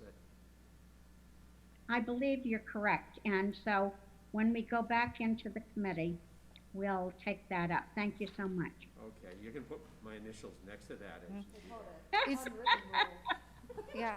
So considering that this is a first draft tonight, is it something that has to go back to the committee, or can we agree that we can add that segment? What do you think? Because otherwise, if this goes back to the committee, it's going to come back as a first draft. Is that the only comment, Terry, that you had? From Terry? Or anybody? I mean, so anybody else have a comment on this one? Jackie? I suppose if it's a small change, it will not have to come back for, first reading. But I would say that the change should be reflected tonight, so that it would read, into the Monomoy School District under school choice for children of employees and family, or school choice for children of employees of the Monomoy School District, comma, employees of the towns of Chatham and Harwich, comma, family / siblings of current Monomoy School District students. I And is apologize. that too much of a, everybody. This is No, so that's look what you enlightening. did. Is that too much of a change for a second reading? Yeah, All right, so, it's gotta go back to the board. okay, all right, so this one will go back. Okay, thank you, Oh, Terry. Terry. So, Sharon, you made note, and I know that, Jackie has a memory. So, Scott, go ahead. I do think that number 3 potentially needs to be clarified, or that there needs to be some other bullet. So at least our practice has been that, and this again is at the elementary level, that if there is a free seat, we would look at faculty, we would look at siblings, and then the remaining free seats are open within that elementary school. If you have more than, if you have 3 seats and you have 6 applicants, it's a lottery of whoever it is, not there. I'm a little worried on how 3 could potentially be interpreted. Are you talking about number 3? Yeah. Okay. That it's, that we don't go and favor intra-district versus inter-district in that lottery. It's any seat, and Okay. yes, I'm Ow, a little. Is it not the is it the resident word? Is it? So the practice ever since I have been here is that we don't go and place all Harwich applicants over any choice applicants. We have been dealing with it, and of course it's, at the end of the day, it's the school committee's policy, so you can, I think there just needs to be some clarity as to what that means. So what you're saying is that by saying that resident students, let's just say it says that resident students of the district be given priority placement in any classes or programs within the district, isn't necessarily true because of what we're correcting down below, because you also have preference to employees, children of the town, teachers, children, maybe not necessarily of the town. Like, So, Meredith. Madam Chair? Yeah, hold Oh. one quick second. Well, Nancy, go ahead, and then I'll call on Meredith. Go ahead. No, Meredith can go. That's fine. Okay, Meredith? Well, what I heard Scott say was that you don't prioritize intra over inter, which I would think that number 3 would change. The resident student be given priority placement in any classes or programs within the town. No, that wouldn't work because of the middle school. So, all right, Nancy, the- and then I just want to clarify something, but Nancy, go ahead. I'm just seeking. I was just going to suggest that you bring this back to the policy subcommittee and invite Scott to that meeting. Oh, that's a good idea. I love that. That's even better. Yes, Scott, you can come to our Carry on. meeting. You're but let me- welcome. Yeah, let me just, though, get clarity, Scott, if I understood you correctly. I am just come kind of on in. tired, but I do want to just get clarity. So are you saying that, for number 3, so if a Harwich resident would not have priority to go to Chatham over somebody living in Wellfleet? Is that what you're saying? So that has been the practice, so that we deal with available seats on a lottery basis. And see, I guess I just want to make sure that we, as the administration, are interpreting the school committee's policy, because I don't read number 3 as as it being classes or programs, I'm not looking at it as school choice into schools. But I don't know if the 8 of you are looking at that Harwich should have preference over anybody at Chatham Elementary, and if so, I think it should be, I think it should be clearly stated that's how that's how it plays out. And again, I can talk with the subcommittee, Okay. but there are interesting ripples and ramifications too. Because it could go the other direction, and you could have Chatham kids filling up slots that oftentimes Dennis kids are filling. I don't. There could be unintended consequences too, depending on how one interprets it. Okay, Terry? Maybe it's just me, the hour's late, but could someone give me just one simple example of number 3? I read it, and does it mean a Harwich Elementary 3rd grader can go to the Chatham Elementary before a Wellfleet kid? The way Yeah, I that was read my it was question, that, yeah.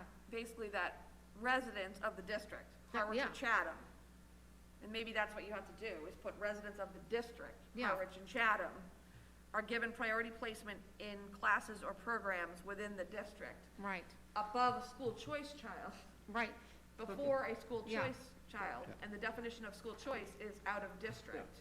However, that resident, well, no, that's fine, that Harwich resident who wants to go to Chatham may not have priority if mom works at Chatham Elementary and lives in Dennis and wants her child to go to Chatham Elementary. So, exactly. Yeah, So, wow. how's that, Terry? I suggest that anyone who has feedback for the policy committee send an email to me, and we'll bring it up, or Scott can be at the meeting, and we'll bring it up at our next meeting that's in February. Okay. Before you do that, Sharon, hold on one second. Scott, go ahead. You had your hand raised. So strong suggestion is get rid of number 3. Just get rid of it completely. Yeah. And then decide, do you want to have something that's giving Harwich or Chatham priority at the elementary level? The reason I say get rid of number 3 is I think it's unfair and does not, I think if you interpret it, so it could, if you take it at the high school, and we could go and say, a school choice student from Dennis that has been here since kindergarten wants a role in the play, but if I'm reading this as it's as written, I'm sorry if there's a Chatham or Harwich child that wants to be in the play, I'm supposed to give them priority and placement. And, I Can't sing, but sorry. I think, it's like, once we take a child in, they're a shark. It doesn't matter if they're Chatham, Harwich, some other town on the Cape, and we give them equal treatment from that point, on. That's how school choice operates everywhere. So there's this unease that I have just the way number 3's sort of written. And I would not want somebody to come and, say my child didn't get a spot in the play, and here you've got this policy line, and here's how, they're interpreting it. Right, right. Okay, well, that makes, all right. Take that back. So thank you. Yeah, because I read the word programs so very differently. But okay, this will go back to the policy subcommittee, and Scott, we will absolutely check in with you on that. All right, so Sharon, that's going to go back to policy. All right, so. And then the second last one, IHBF.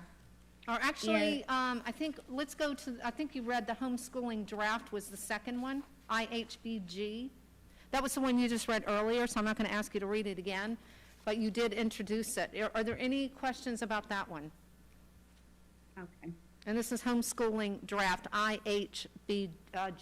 And Sharon did introduce this one. Any questions, changes? Terry? Terry, anybody? I'm thinking a question. Get that No. right. No, I think it's terrific, yeah. All right, anybody? I don't see any. So are we comfortable then moving this to the 28th for a second, what is it, second read? Is that, yeah. Yep. Everybody good? Yep. All right, so Sharon, IHBG, and Leah, that goes to our second read. And the first And one, then all right, this next Yep. one, I'm not going to read aloud the whole thing, but you don't have to. basically, the title of it is Homebound Instruction. It's all about that, but that title is being changed to Implementation of Educational Services in the Home or the Hospital. So that changes throughout, and it does mention a few particulars on that, but nothing that I particularly read is substantially different. But Okay. read it over carefully now, and if you have any suggestions, we can talk about it now. Okay. Anybody for feedback on this one, the last one, the IHBF? Just see, I don't see anybody. All right, are we comfortable with sending this one to the next meeting for a second read? All right, so this one will go to the second read. All right, so that'll be 2 coming back to the second read on the 28th, and the first one will go back to the policy meeting. Thank you. Thank you. Superintendent's report. I always thought there was a policy if the superintendent's report started after 9:45. I know, how did we get so There late? wasn't a superintendent's report. But I just, you know, I was going around touching base with the nurses today, and, you know, we seem to be getting back into a good COVID place post New Year's. And of course, every time I report out like this, my weekend goes and gets derailed by something, so let's hopefully, not this time. We will be having a conversation with the superintendent Tuesday night, 6 p.m. For those who would like to join by Zoom. So it's been publicized, we'll continue to put it out there, and I anticipate that there will be conversations about COVID and distance learning, and I'm sure that there'll be some things that'll come up that people will want to know about, just the surveys that have gone out, and, you know, what are, I think there'll people that'll want to know either what's the future of Chatham Elementary School, and I think that's where we get an opportunity, or I get an opportunity to kind of clarify that, that nobody's closing Chatham Elementary School. Here's the process that we'll be going through to, to clarify how we get from here to there with both the financial piece and with making sure that there's a quality educational program. Okay, thank you very much. That's it. Wonderful. All right, we are down at the bottom of the agenda, and it has been 5 weeks since we've met, so just everybody keep in mind, that might be why we're here so late. All right, down to the surplus, let's see. Yep, surplus, who would like to make a motion, please? Meredith?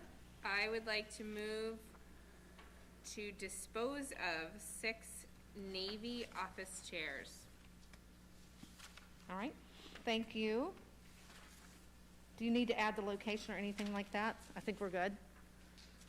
All right, From so, the admin conference room. all right, thank you. So the motion's been made. May I have a second, please? Second. All right, Jackie seconded. Any discussion, questions? All right, seeing none, we're going to take a vote to accept the surplus as Meredith presented in her motion, starting with Joe. Jeff Sofasiello, aye. Thank you. Nancy? Aye. Joanne? And you'll have to come off mute. And while you're doing that, there you Aye. go. Thank you. Sharon? Aye. Jackie? Aye. Meredith? Aye. Terry? Aye. And I'm an aye, so that is unanimous. And the presentation of warrants has been made. I will now entertain a motion to adjourn.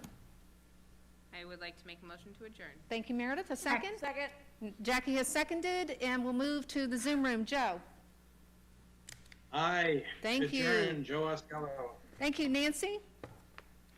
Aye. Thank you, Joanne. Aye. Sharon? Aye. Jackie? Aye. Meredith? Aye. Terry? Aye. And I'm an aye. At 9:55, we have adjourned. We'll see you in 2 weeks on the 28th. Good night, everyone.